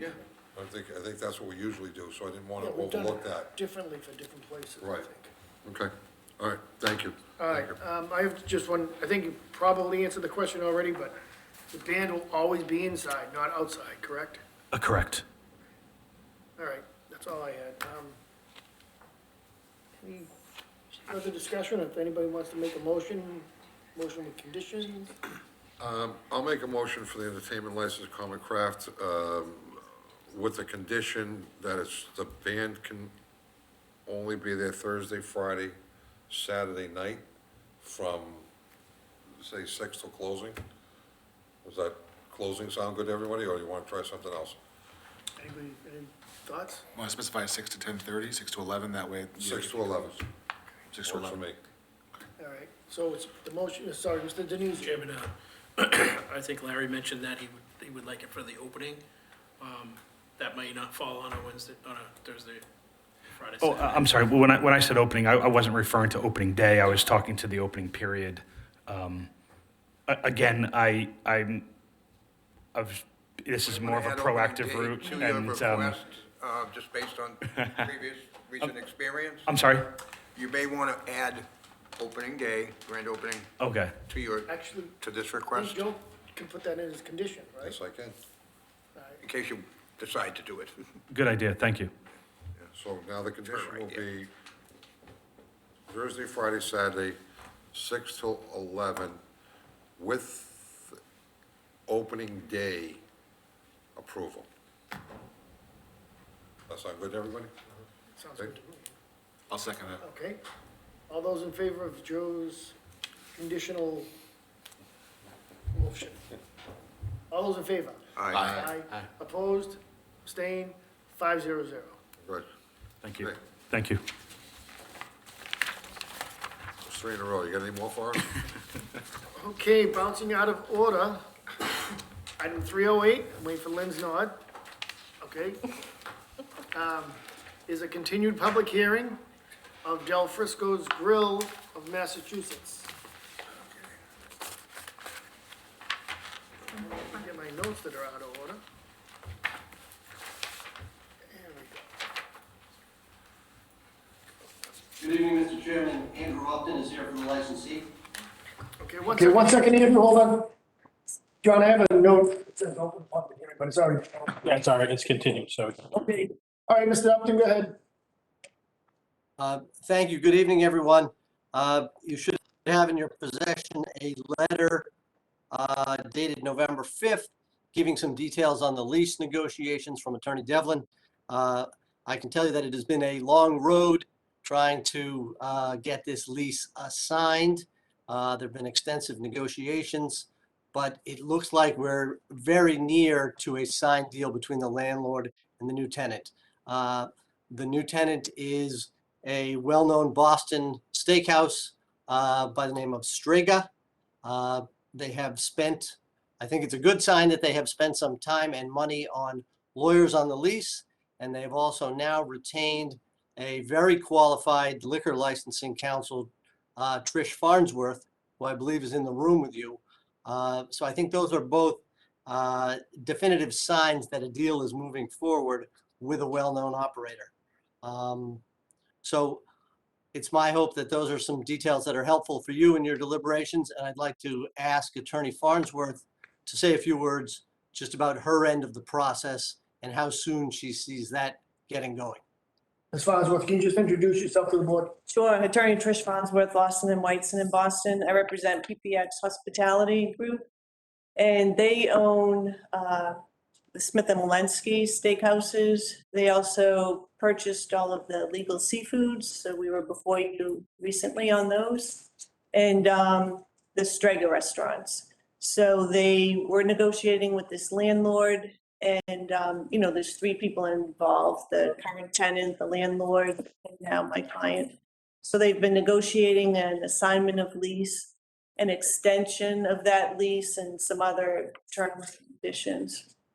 My client hired an architect over the summer, has been working with them for 4 months. I did submit plans so that you can see those.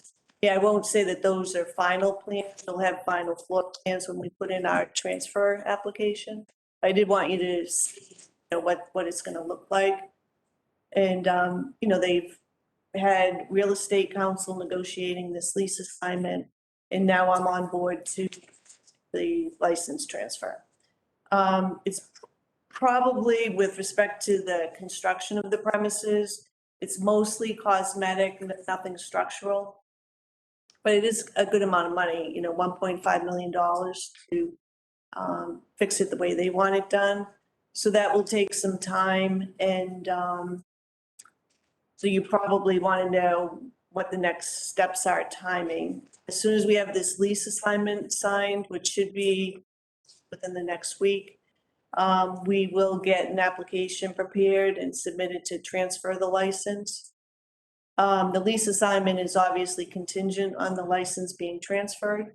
And then, they'll kind of get things ordered and kind of get things going. But it probably would be 6 months, and that may, also be extended, maybe 6 to 9 months. And I only say that only because construction always takes longer, even though this isn't major construction. But the problem restaurants are seeing now with the supply chain issues is they cannot get kitchen equipment. I mean, it's just really been a nightmare. So I don't want to make any promises tonight, timing wise, but I can tell you that the intention is to transfer this license, open as soon as possible. They want to be open. Thank you, Attorney Farnsworth. Mr. Hogan. Attorney Farnsworth, if I understand that the awkward situation of trying to pinpoint an opening date. This has been going on a while, so we're really concerned that we have all the information. If you could let Lynn know, even if it's 3 days in a row, if you get information on something, if you would keep her up to date so we know everything that's going on. Because we want this to be a success, we want this to happen. We just need to know that everybody's on the same page. Oh, I understand. Okay, so we, We've been talking about it okay, much daily. Yeah. all right, that's that major concern. We know that that it's coming and that it's not just gonna sit there for 6 months or 9 months and then somebody's gonna say, Yeah, no, they wouldn't. And, as soon as the lease is assigned, I mean, even though it's contingent on the license, I mean, there's going to be a trigger point for them to stop paying rent. So, I mean, there's no reason it's a big property, the rent's going to be significant. So, yeah, I mean, the focus is to open. okay, yep, that's my only Thank you, concern that we know. Mr. Randy. No, I'm just happy to see something finally happening with the liquor license. Just finally happy to see something going on. And she's right, you can't determine, how long it's gonna take to build up over $1 million into the building and moving forward like this. I'm very happy, so. Mr. Priest. No comment, thank you.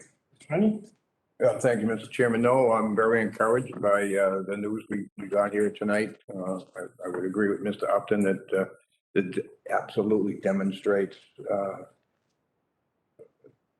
good effort and goodwill on behalf of the property owners there at Del Frisco, so I'm happy to work with them and give them the time necessary to get the contract signed. Thank you. Just from me, we had an experience in town where we were given the timeline after timeline after timeline. We don't sit on our hands when it comes to liquor licenses because we know how valuable they are. And I'm glad that progress is being made because, like I said, we don't want a liquor license out there hanging. So as long as it keeps moving forward, I'm good. Denizio, did you have anything to chime in on this or no? Yes, Mr. Chairman, I'm just looking to see what the recommendation was of the public hearing because we have some key dates coming up. They will obviously be applying for a transfer of the license at some point. But we also have a renewal coming up in December. So we would want to know pretty clearly what's going to be happening next and whether we need to act on that date. Del Frisco's would still have to apply for the renewal of the license, regardless of where we are in the process. And then as soon as the transfer takes place, then is the next item. But the Del Frisco's, if we haven't had the transfer by then, is going to have to at least reapply for the existing license right now. That's why I brought it up to be this only.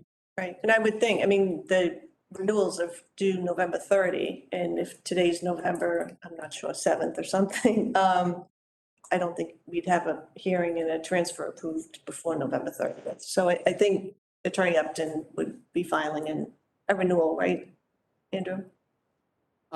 Yes, Attorney Farnsworth and Mr. Chairman, Del Frisco's anticipates having to renew, and they also anticipate that the transfer contract with Strega would mandate that they renew and keep the license in good standing. Very good. Thank you. Anything further? I'm just curious, Jim, how much time should we continue this till, what date? December? Got enough time for you to? I would think we would have an application filed, by December. A transfer application like filed. That, Mr. Denizio, would that work? I don't want to bring them in too soon. Right. No, They're not quite ready. Well, I mean, if we put it on the last meeting in, I don't even know when that is in November, and if it's not ready, they don't have to come in. We could just vote to postpone it again, It's the 22nd. the 22nd, yes. December is 13th. So because if it is ready on the 22nd, we don't want to then miss that date. So I'd say put it on the 22nd. If they're not ready, then we just postpone it until the next meeting, until it is, just as a precaution. Yeah, I'm not sure we'll have it in time for you to run your advertisement and everything else. Okay. Because that's 10-day lead time and all. On the 13th, I think, is the first meeting in December. It's the only. Only meeting. December. All right. That Christmas thing always gets in the way. Yeah. First and only. So if I'm not mistaken, your motion would be, Bob, correct me. Oh, no, I thought Michael was going to pick. Michael's- Yes, my motion would be to continue the hearing until December 13th at On or about on or after 6:30 PM. Second. Okay, that's moved and seconded to postpone till December 13th, on or after 6:30 PM. All those in favor? Aye. Opposed, abstained, 500. Thank you very much, everyone. Thanks, guys. 13, approval of change of manager for Total Wine. She's staying. Oh, you representing them? All right. Ms. Farnsworth, go through the formalities. Nope, that's fine. Good evening, Mr. Chair, Attorney Trish Farnsworth, Lawson and Whiteson in Boston, on behalf of the current licensee, Massachusetts Fine Wines and Spirits, does business as Total Wine and More. And with me is Reva Rebuck, who is the proposed manager. This is a two-part application to change the manager on the LLC, similar to change of officer director. And that paperwork should all be sufficient. And then the other is to approve Riva as the manager on the license. She's well qualified, here to answer any questions, has been with Total Wine since 2016, and has many, many years of just retail management experience as well. So she can tell you more or answer any questions any of you may have. Thank you, Attorney Farnsworth. Did the subcommittee discuss this at all? No? No. All right, then I'll go Michael at this end. Anything, Michael? No questions, no. Joe? No, nothing. Nick? No. And Bob? No, well, one technical question. Is this one vote or two separate votes? Just the manager change. It's two. No, and the Two. LLC. Two votes. Two votes, okay. Oh, okay, I'm sorry. Okay, thank you. All right. That being, the first vote would be not, Change of LLC manager. oh, okay. So does anybody want to make that motion? I'll make the motion. Approve the change of LLC as submitted on the application in our material, backup material. Second. Okay, moved and seconded. All those in favor? Aye. Aye. Opposed, abstained? 500. Mr. Chairman, I move to approve the appointment of Reva Rebuck as store manager for Total Wine Spirits Beer and More, located at 34 Cambridge Street in Burlington. Is there a second? Second. All those in favor? Aye. Aye. Opposed, abstained? 500. Great, thanks for your time. Thank you. All right, thanks. Thank you.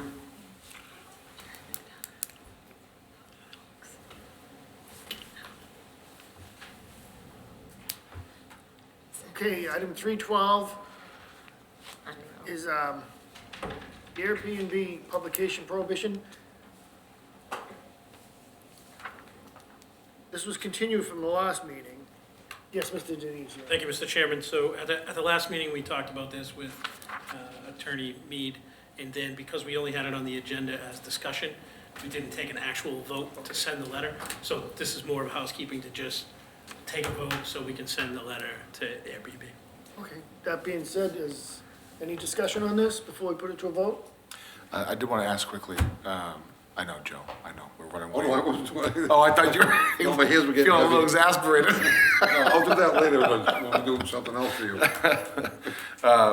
It is, in terms of, obviously this letter's gonna go to Airbnb, but,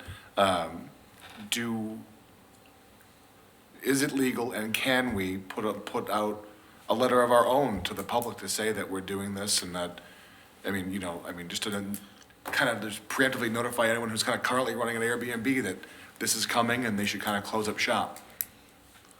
Thank you, Nick. Mr. Denizio, just to follow up on that, can we do like somewhat of a press release? I believe we can, but I'll run it by Lisa first, just to have her draft it for us. Yeah, Make sure we're not doing. yeah, works and all that, yeah. Yeah, I'd appreciate that, thank you. Thank you, Mr. Priest. But I'll happily make the motion that we approve the sending of this letter. Okay, the motion we made, is there a second? Second. All those in favor? Aye. Opposed, abstained? 500. Item 314, alcohol waiver, Tavern in the Square in Carmel. Good Okay, evening. This is Steve D'Souza, CEO, owner, representing Tavern and Square. okay. And are we doing these separately? It's comma or? It's Comma and Tavern, and Iverson is from Comma. Iverson, can you just introduce yourself to the board, please? Hello, good evening, gentlemen.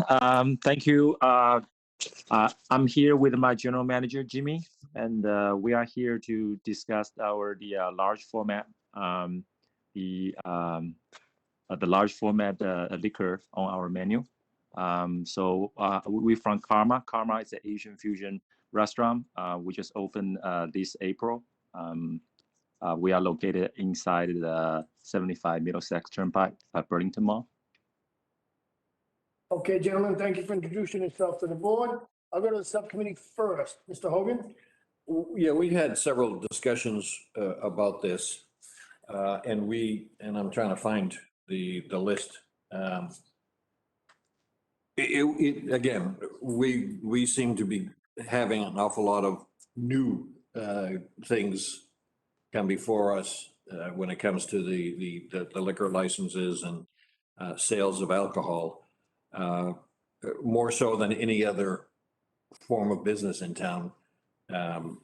We've had these, and I think we've traversed this well, and we've asked good questions, and we've gotten ourselves straight as to what we wanted on all these other things.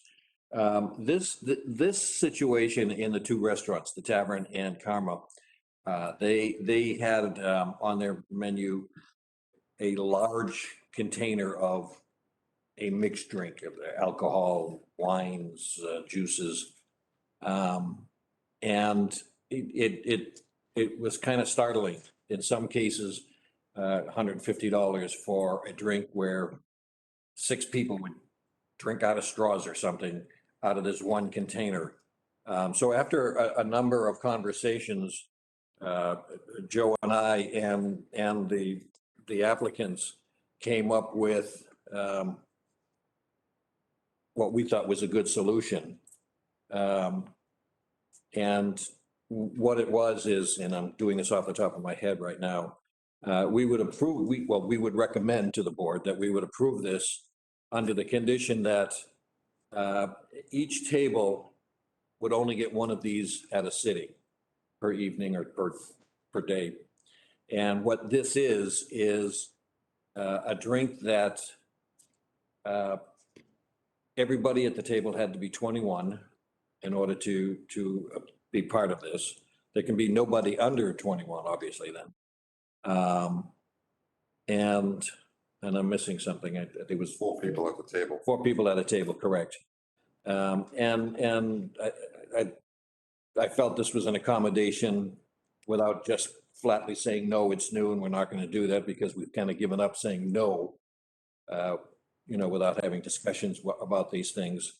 So I think that's what we came up to. Was there another condition, Joe, that I missed, or we all sat there? No, 4 people at the table, limited 1 craft per dining experience, and then everyone 21 years of age, or all at the table. Right. And that's what it came down to. If, the applicants want to add to that. Yeah, Joe, did you? No, I just. Let me just go to the, I'm gonna go to the applicants if they can add anything supplemental to what Mr. Hogan said. Yeah, this is Stephen from Tavern Square. Ours technically at this point in time, sir, is for 3 people or more. Ours is very limited. It contains the alcohol of approximately 6 drinks total, which is 2 per person, which is less than a bottle of wine for a couple, to be honest with you.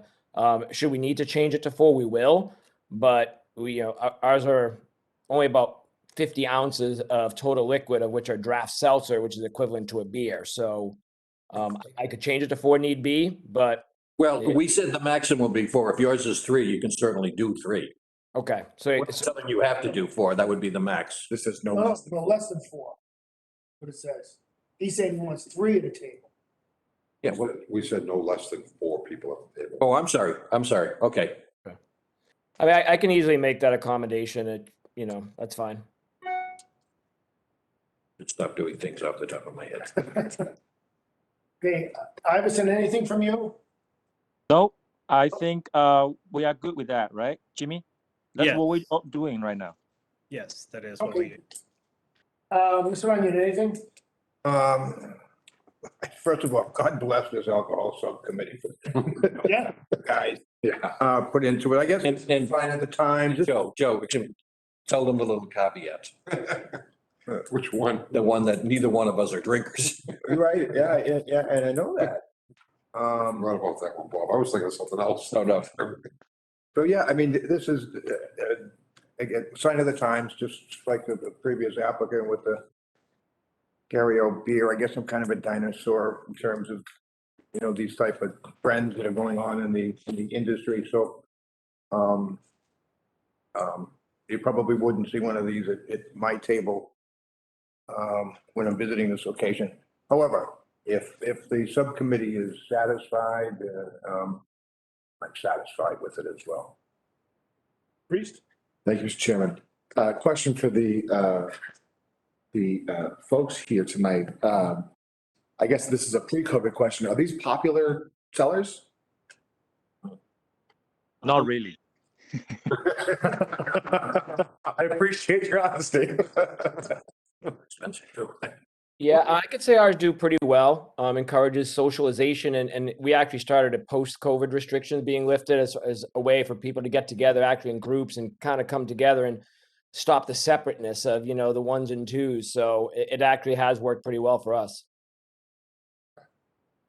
Yeah, I mean, I'm fairly fine with this. The only one that kind of threw me, the limitation was that everyone in the party had to be 21, meaning that, you know, if you're, you know, out with three couples, sets of couples, and you've got one or two kids there, you can't order this, right? Yep. You know, but I mean, in the interest of, you know, safety, I'm fine with it, to be honest with you. Hey, I'm okay with the concept. My question is, why are we taking one vote for two separate restaurants? Two. Oh, we got to do this, all right. So, We're just discussing them at the same. okay, all right. So I would think there would be two different agenda items, but just, okay, Mr. Morandi. So just to clarify, I just want to thank both the owners, the managers, and whoever else was involved in this process along with Mr. Hogan. You two have been great as far as like abiding by our rules and regulations and going along with what we're looking for as restaurants. So not only we as a town, we want to see you guys succeed, but we also have to keep limitations on what we can do out there. It's not like we're not allowing them to not drink, but I just want to say thank you to both you gentlemen for being so easygoing on this and moving along with the town. So thank you, and thank you, Mr. Hogan, for everything I'm learning on this subcommittee. A lot of meetings. Thank you. Thank you, guys. The only thing I'm gonna ask in the future, if they're two separate restaurants, two separate managers, can we make them two separate items? Okay. We can discuss them one after another. It's just that it's a little confusing when we're hearing from two applicants from two different restaurants, two different managers. It will make it to a. Yeah, it's just for consistency purposes. All right, thank you. All right, Mr. Chairman, sorry, Yes. one more quick question. Does it make sense, this is to the board, for us to amend or, you know, go through town meeting to amend the bylaw to include this addendum? If things start trending this way, or, I think it's something we can discuss down the later. road. yeah, Absolutely, okay. absolutely. As opposed to doing one-off, you know, things as we go. I didn't know if it made sense. I mean, it might not, because this could very well be a trend that peters out over time. But just a thought for the board. That being said, do we have to specify those conditions in the approval? The conditions are in the backup, Okay. the three. Be looking for motion to approve with the conditions that are in the back. And I'll make the first motion for Tavern in the Square that we approve the Alcohol waiver. the alcohol waiver with the conditions listed. Okay, moved and seconded. All those in favor? Aye. Opposed, abstained, 500 for the tavern. I'll go ahead and make the subsequent one for Karma. Same thing, alcohol waiver with the conditions listed. Second. Okay, all those in favor?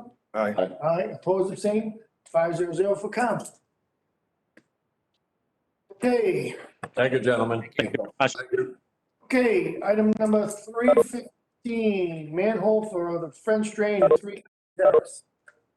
Sir, just come to the table, identify yourself, please.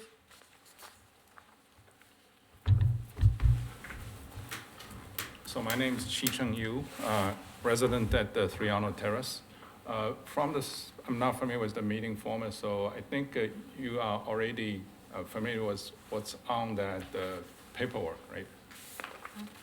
So basically, right now, the situation is that in late October, the Conservation Committee asked me to put in a infiltration trench along the street in my front yard to mitigate the excessive amount of water coming from a French drain. That French drain, again, was to mitigate a basement water problem.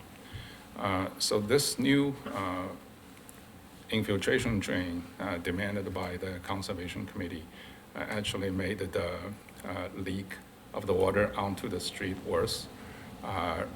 after the last storm, basically the water is leaking out across the front of my property, all along from the left to the right. The main problem is that most of the water flows to the left side across 5 Arnold Terrace, which is my neighbor. I don't know whether Reka is on the call today. And further down, and until it reaches a catch basin on the other side of 5 Arnold Terrace. So on that picture that was included in the document, you can see the water. That's like 2 days after a storm. So it will last for a long time like that.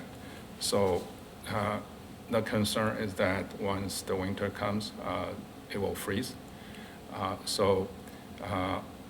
On the 29th of October, finally, the Conservation Department approved a manhole. Manhole was my request from back when the French drain was put in, but eventually, because this new infiltration trench did not solve the problem, did not take all the water in, and it's still leaking out. So the manhole project was approved on the 29th of October. By this time, the contractor I hired to do the manhole, he is not able to finish before the November 15th deadline for digging.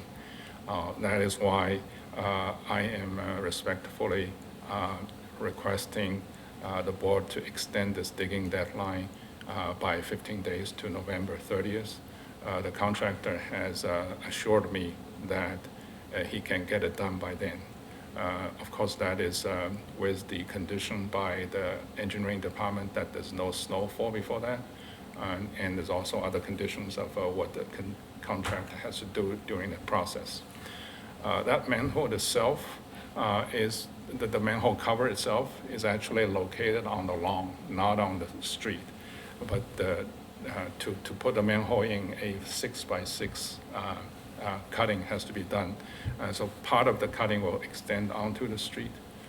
That's why it's actually considered street digging.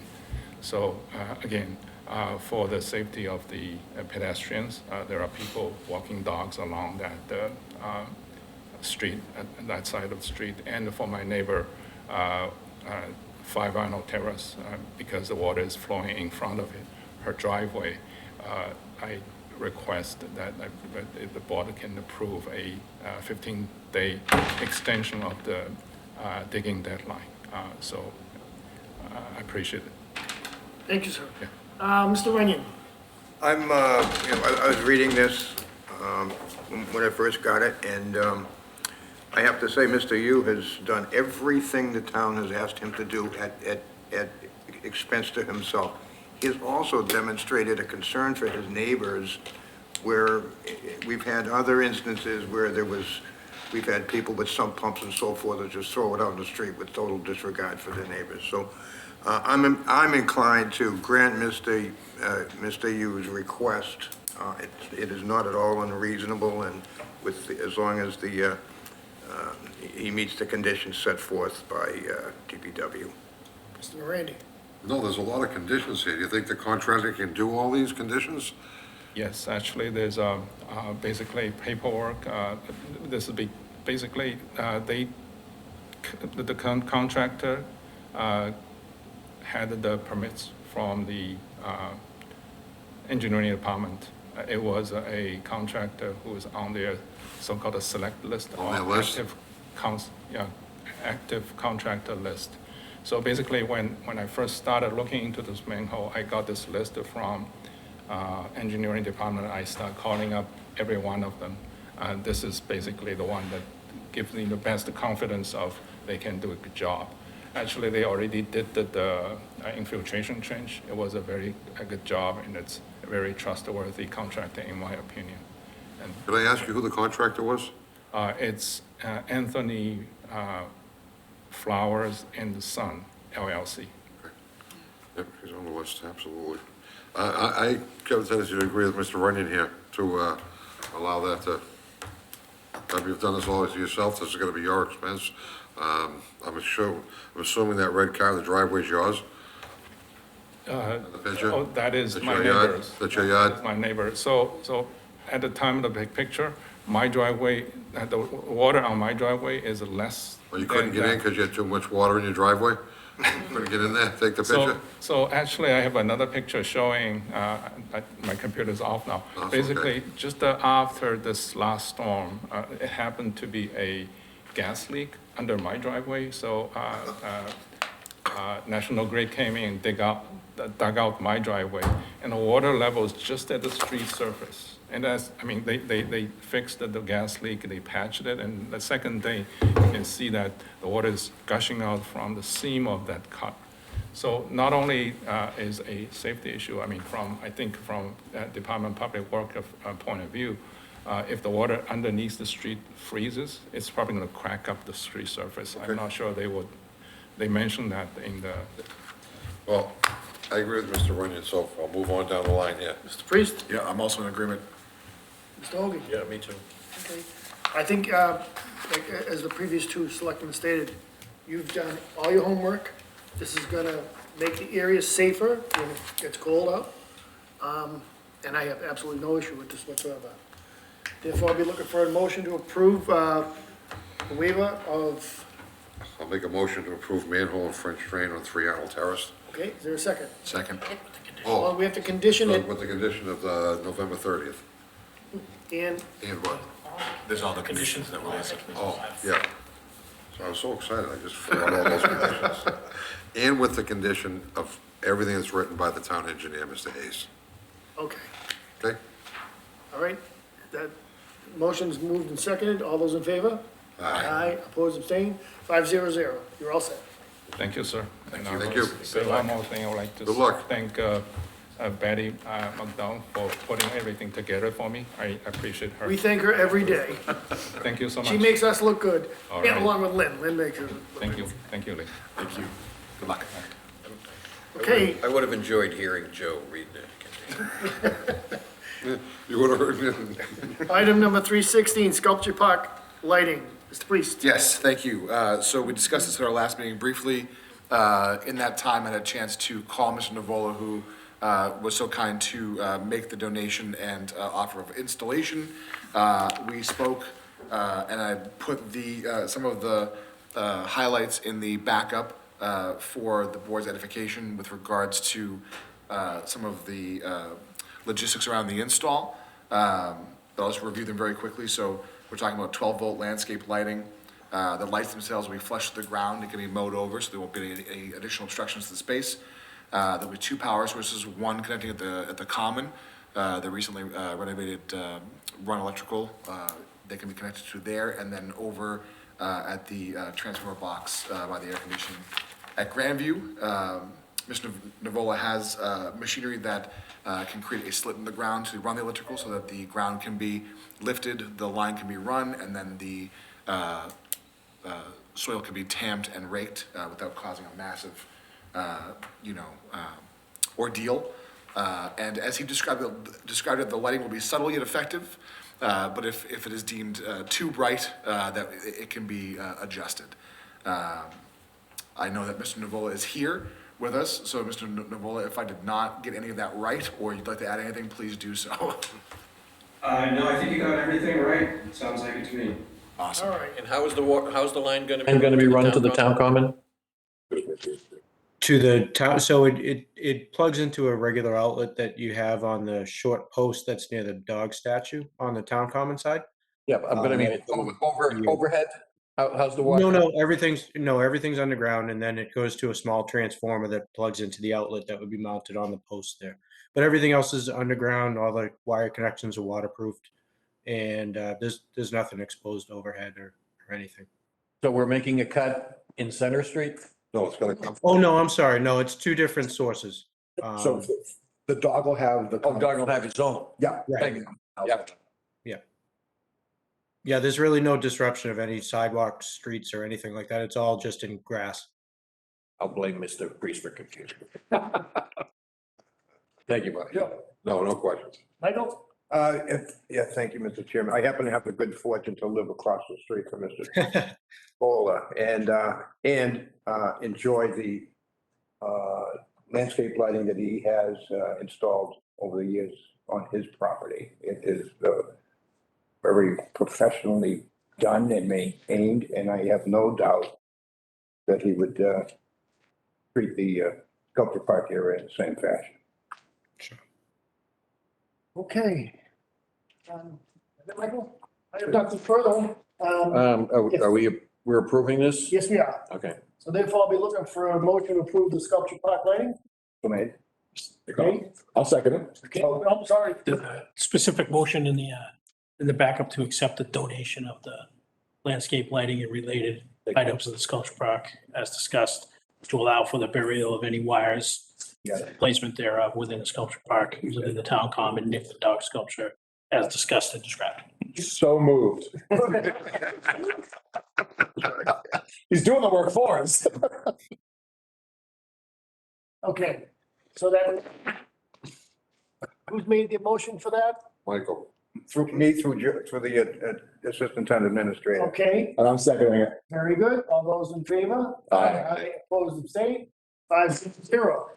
And Mr. Navola, like I said on the phone, thank you very much for the donation and the installation. The town of Burlington appreciates it, the sculpture park appreciates it.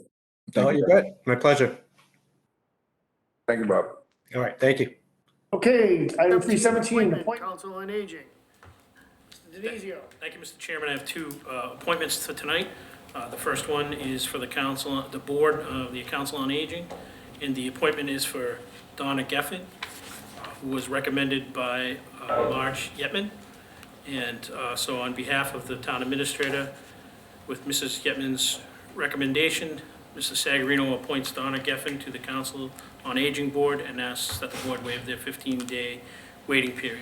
The reason I'm asked for waive the waiting period is a meeting right away that she would need to participate. Wednesday. so moved. Second. Okay, it's moved and seconded. All those in favor of waiving? Aye. All right. Aye. Aye, opposed, abstained, 5-0. Okay, item 318 is the Board of Appeals appointment is, That no, is- There's two. oh, there's two, I'm sorry. The second appointment is in the accounting office. Oh, all right. This is Kristen Fricky. Kristen is a Burlington resident. She's a graduate of Bentley College. She brings a wealth of accounting experience, including some municipal accounting way back when she started her career. And then had a long career as a manager for a large corporation, Raytheon. I can't help the pun, but she'll be a great asset to the accounting department. Apologize. I hope you're happy. Yeah, I got it. Hope Paul like that, if he's watching right now.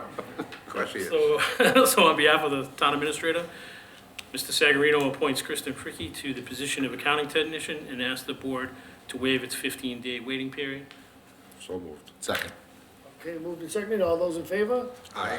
Opposed, abstained, 5-0. Now, item number 318, appointment, Board of Appeals alternate. Mr. Demona. Any discussion on Mr. Demona, who's present with us tonight? No? Nothing we can discuss here. All right. So kind In of. that case, we'll be looking for a motion to approve Jeff DeBona as the alternate member of Board of Appeals. And That's what there you're is no doing? is there, Is that through you or us? This is a board appointment? yeah, it's a board So you appointment, and do- there is no waiver. So I will make that motion to appoint Mr. DeBona to the Board of Appeals as an alternate right now, I believe, Second. right? Moved and seconded, all those in favor? Aye. Aye, opposed, abstained, 5-0, and there is no waiver because it's our appointment. Mr. DeBona, congratulations, you're in Sitting the here for, audience. he's been sitting here for hours, at least I come know. on up and shake my hand. When you were here, I got to stand up for a minute. Thanks, Jeff. That hurt. Too long. Congrats, Jeff. Thanks for coming out waiting. He came up and spoke a little. I want to sit back down. I'm Yeah, staying. Mr. McDonald sitting down there at the end now. You can't wait to get there. You could hear the number Oh, of yeah. bones crunching that I just heard. Okay, item number 319, discussion and, or approval of block-to-box wind speed, Mr. Morandi. Yes, Mr. Morandi, thank you very much. It's been, Mr. McDonald's down the back. He- Sergeant. Sarge, you want to come up and Yeah. just introduce yourself for the record? Good evening, Gerard McDonough, Sergeant with the Burlington Police Department. Thank you, Jerry. Thank you. So, this started with a couple of residents that called about, different ways to alleviate some of the traffic down there. But one of the ideas was to block the box. We got your, I don't know if it's a recommendation or not, but if it's paint, it's paint, but, there's a bigger process going on with that whole area. But anything to alleviate the traffic, in the morning, more so than the afternoon, seems like. The buses seem to be able to get right out in the afternoon. In the morning, those two spots, I believe, on your backup, you can see them both on your backup with between Marshall Simons and the middle school on each side of the road. So, Mr. McDonough, would you like to go from there and give us your opinion on this? I know you did, but this is for the public. Yep, so I think one of the things that we look at in traffic in any aspect is first, what is the issue, and then what we're gonna try to do to resolve it. Here, I think, the understanding is, like you had mentioned, the traffic specifically in the morning and the backup. So then from there, it's how do you resolve that issue? And first and foremost, is some of the ideas that you're gonna throw against the wall, what's gonna stick, is that gonna be legal? I don't know that a block the box initiative would even be legal here in this instance. Mass General Law, Chapter 89, Section 9 is what references blocking intersections. It also deals with stop signs, yield signs, and red lights. But in that, blocking the intersection, it references specifically control devices for intersections that have a traffic control device in place, for example, some type of lights, not intersections related to driveways, not driveways of businesses, residential areas. So that would be my first concern, is the legality of if it's placed down there, is it something that we could even enforce or take any action on, because it doesn't fall under the parameters of Mass General Law, Chapter 89, Section 9. Secondly, is putting that there going to create an issue around town where other folks are now going to say, well, if you did it there, are you now going to do it for my private property? Which we see a lot of times with traffic-related issues. What is going to happen, or the downfall from there of requests in all the intersections in and around town, and you guys having to make individual decisions on all of those. And then again, addressing the issue of whether it's even legal every time around that you're going to put that out on the roadway.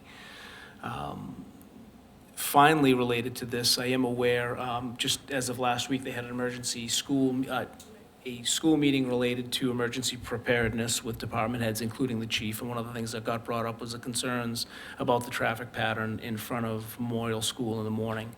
I've been down there a few times and seen it myself, and I see the backup there that they're talking about. And it's just ironic that the meeting came up where they said we need to address this, because I was kind of feeling that they needed to as well. The traffic matron that stands outside every morning, she does a phenomenal job with trying to manage what she can, but even in that aspect, she may be acting outside of her authority to do some of the things. She's there to get the kids across safely and help pedestrians, but not necessarily direct traffic the way that she is.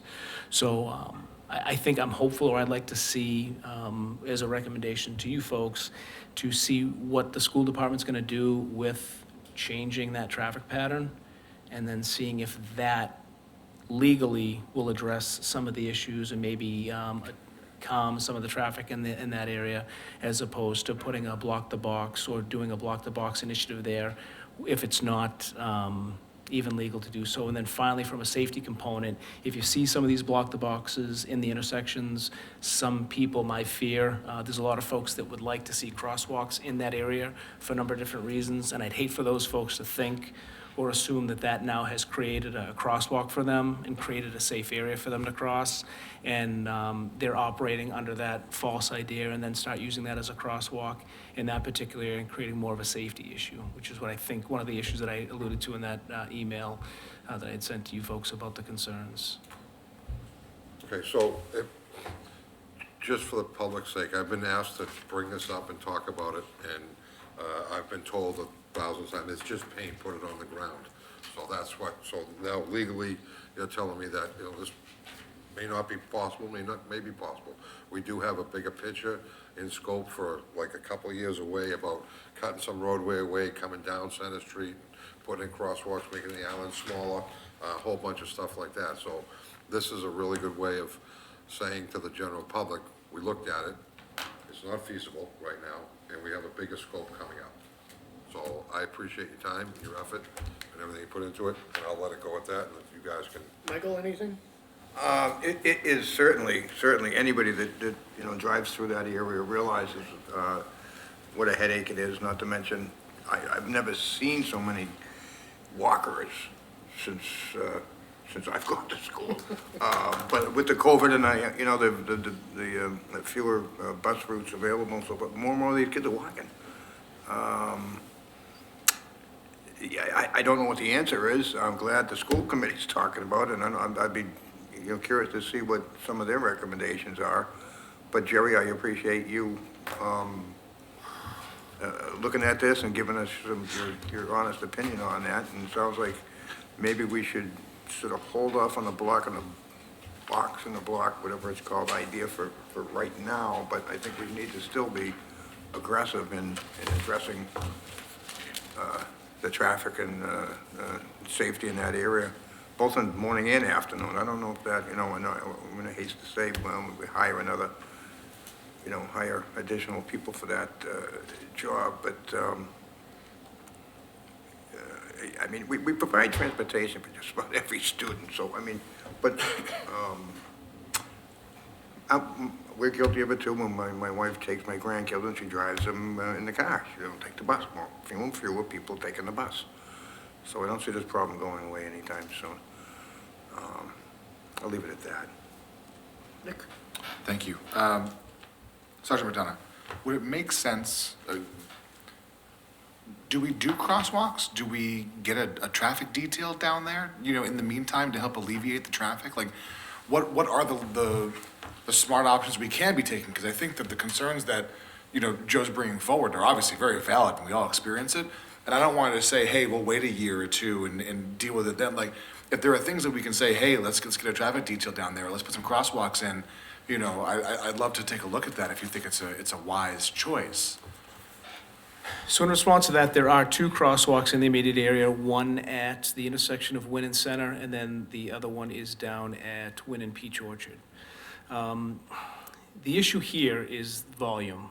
You guys may be aware of another issue where we did a traffic study down there, and I believe it was close to 40,000 vehicles in a 7-day period that travel on that roadway. It is a significant artery into and out of Burlington and for folks traveling through, because there's an exit to 128 that's right there. The traffic matrons that are out there on the road now have in the past tried to mitigate some of those traffic concerns. So they'll be stopping traffic on Wynn Street to let parents and folks out of Memorial School. In doing that, they've added a human element that's created more traffic backup. I believe it was last year, their supervisor in charge of them told them that they couldn't do that they weren't even legally allowed to be doing that. They can stop cars for pedestrian traffic, but they aren't supposed to be directing traffic, that there's a liability concern there. When they stopped doing that, we actually saw a decrease in the backup. Historically, the morning rush hour would probably backed up to the American Legion, if not farther. When the traffic matrons stopped directing traffic and trying to help, we actually saw a less of a backup on Wynn Street for the general motoring public. The inconvenience was now shifted to the parents that were dropping off.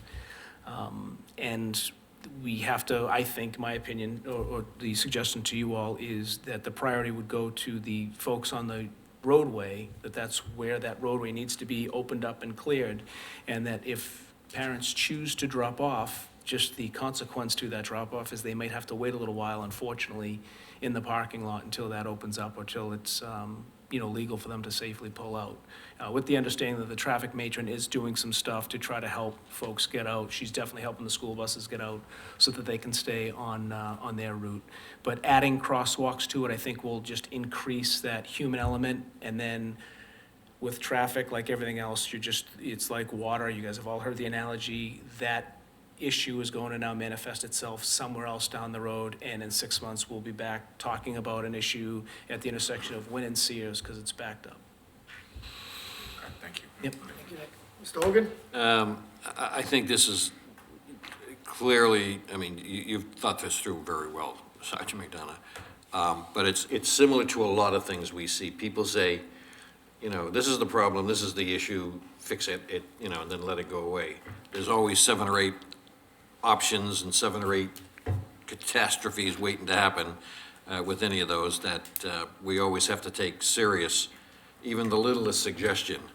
And, you know, thank you for your very intelligent, thought-out explanation for what would appear to be a simple solution on the surface, which certainly isn't. So, you know, thank you for your time and thank you for the explanation. Is that- That's it. Okay, Sarge, again, with respect to the legality, I've had people actually say to me, just throw up a speed limit sign, it'll slow them down. Well, people don't understand that when someone violates that, and there's a cruiser nearby, does the officer stop them or not? They're not legally allowed to stop them. So then the residents get upset saying, oh, that car's speeding, not paying attention to the speed limit sign. How come the officer didn't stop him? Well, then if the officer stops him and there's the fruit of the poisonous tree, if the person has contraband or something illegal, it gets to the point of, well, that stop wasn't legal to begin with, so now we can sue and all that other stuff. It's a lot of things that people don't think of. That particular area, you can't just throw up a sign if it's not legal. You can't just do whatever if it's not legal. You have a lot of people in a condensed area in a short amount of time. And this is what's gonna happen. It's not a one and done solution to this. This is an overall approach. We gotta look at the whole thing, the Center Street area, Peach Orchard. I think that whole thing needs to be looked at, studied, and come up with somewhat of a resolution, but we can't piecemeal that solution. It's gonna have to be a big, a lot of minds have to come together for that. But I appreciate all your effort, and as you stated, it's a cut through, not a cut through, it's a main road to 128. There's no lights on it. So people will go down that as opposed to Cambridge Street. And if you start limiting it, they'll go through the neighborhoods where there's no sidewalks, and we don't want that to start. So, appreciate all your comments on this. Absolutely. Well, can I? Yes. So, Sergeant McDonough, there will be a time we're gonna come back to you because there's a project we're looking at, for the future. And we want the input of the traffic study. Try to take some of the roadway out of, in front of one of the schools, make it, right-hand turn lane only, and then we'll cut down the island. We're looking at a whole bunch of stuff right now. Everything's not in the works, but looking at it to move forward, to try to alleviate some of the traffic down there, because the school does own the road, the town owns the school property, so we can do that. You know, so I wanna thank you for your time and effort. Absolutely, thank you. All right, so I assume we're not It's voting just on a anything. discussion, Okay. there's no approval to be had on. Okay, very good. anything else, so. All right, Sarge, thank you for coming out. Thank you, Jerry. Thank you, Appreciate it. gentlemen. Thank you for your time. Okay, item 320, approval of minutes for September 13th and September 27th, 2021. I make a motion to approve 9/13/21 and 9/27/21. Okay, is it Minutes. second? Second. Moving to second, all those in favor? Aye. Aye, opposed, abstained. Okay, 500. Subcommittee reports, Mr. Hogan. Nope. Breeze? Take a deep breath, get ready, Joe. No, I'll make this quick, I promise. Yeah, I've heard that. Yeah, I before. know. So Barry both, wants to. come on now, here we go, ready? DEI and Transportation Committees both kicked off, and things are going well for first meetings. So hopefully more to report back with as time goes on. ISAC and Sculpture Park are both working very diligently to ensure that cybersecurity on ISAC's side and Sculpture Park, maintaining the park and keeping things going. And they just had an event on Saturday that had 200 attendees. It was they brought in a troupe called Red Trousers, as well as having the BHS chorus and select band come and perform. So it was very well attended. I wasn't able to go, but just a great event. So it's great to see that happening. And then I believe tomorrow morning, they're gonna begin discussing, what, if any, sculptures we're gonna maintain to come back to the board with in terms of, longevity. But of course, that's a longer discussion. And then I had to circle back with everyone here, hopefully at our next meeting, around the communications grant. We have a journal proposal from the Collins Center on the table, but I don't want to bring it forward until I know some more information, so I'm hoping that by the next time we meet, we'll have that information. Otherwise, that's all I got. Mr. Randy?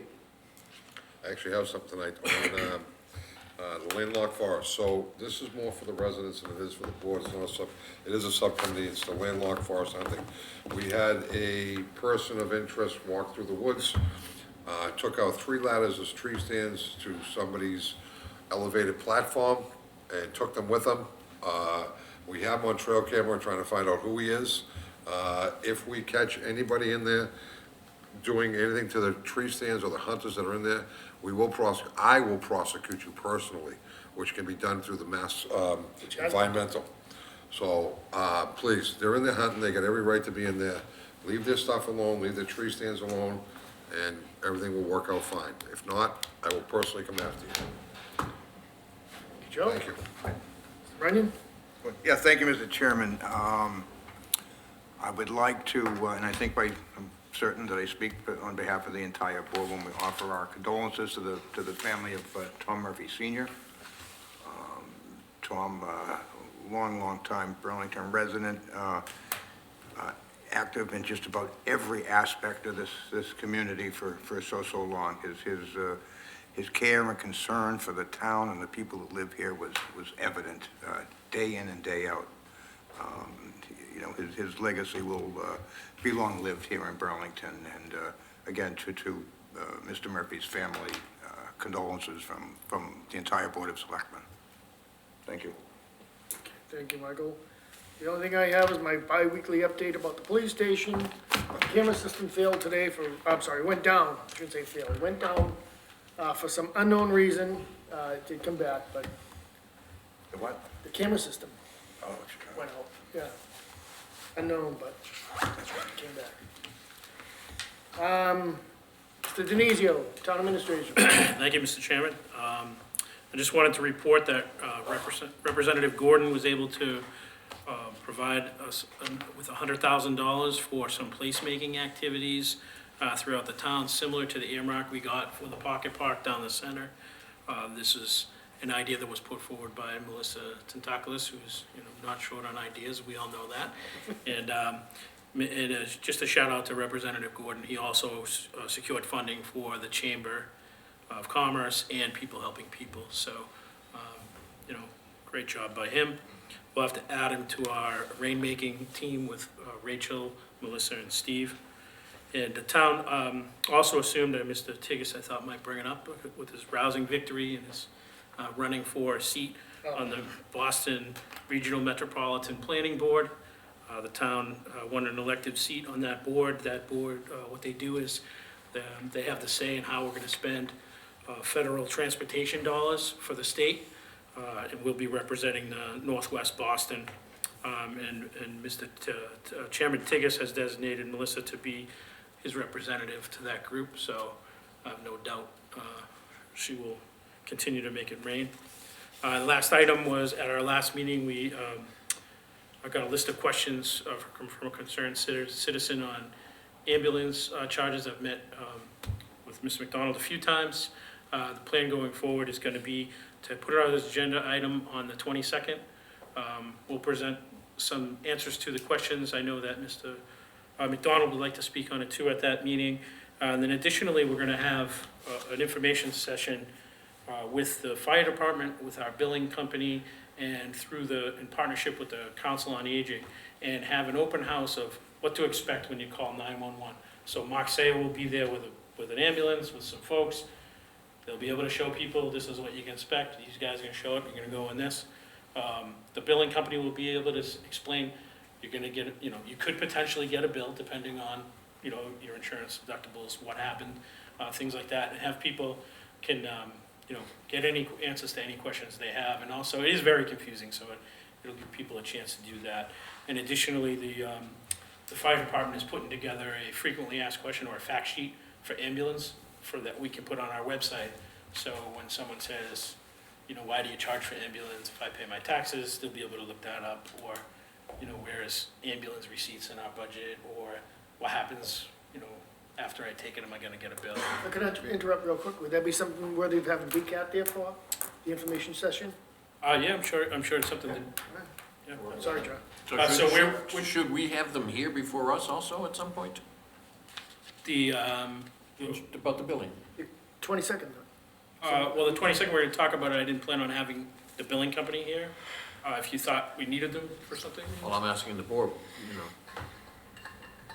I mean, what better place, I mean, if someone's gonna have a complaint, they're gonna come to us. We should hear it, and then the public who's watching the meeting should see.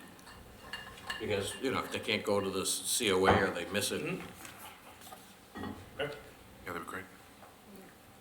Okay, well, we'll try to make that happen for the 22nd. The session with the COA, we haven't nailed down a date yet. Marge is trying to think of what works best, once the holiday season starts. She's not sure they'll get the folks there, but she thinks after the new year, people might be looking for something to do. They were busy during the holiday season, and she thinks we make it draw a bigger crowd at that point. She's gonna think on that and let me know. So when we nail down a date, I'll be sure to update you. Anything else? That's it. Okay, any old business, new business? Citizens time. Anybody here for citizens time? Anybody on WebEx for citizens time? Nothing? Make a motion to adjourn. Hands up. No No hands up. No, George made a motion. Adjourn. Is there a second? Second? Second, all those in favor? Aye. Opposed, abstained, 500. Meeting adjourned.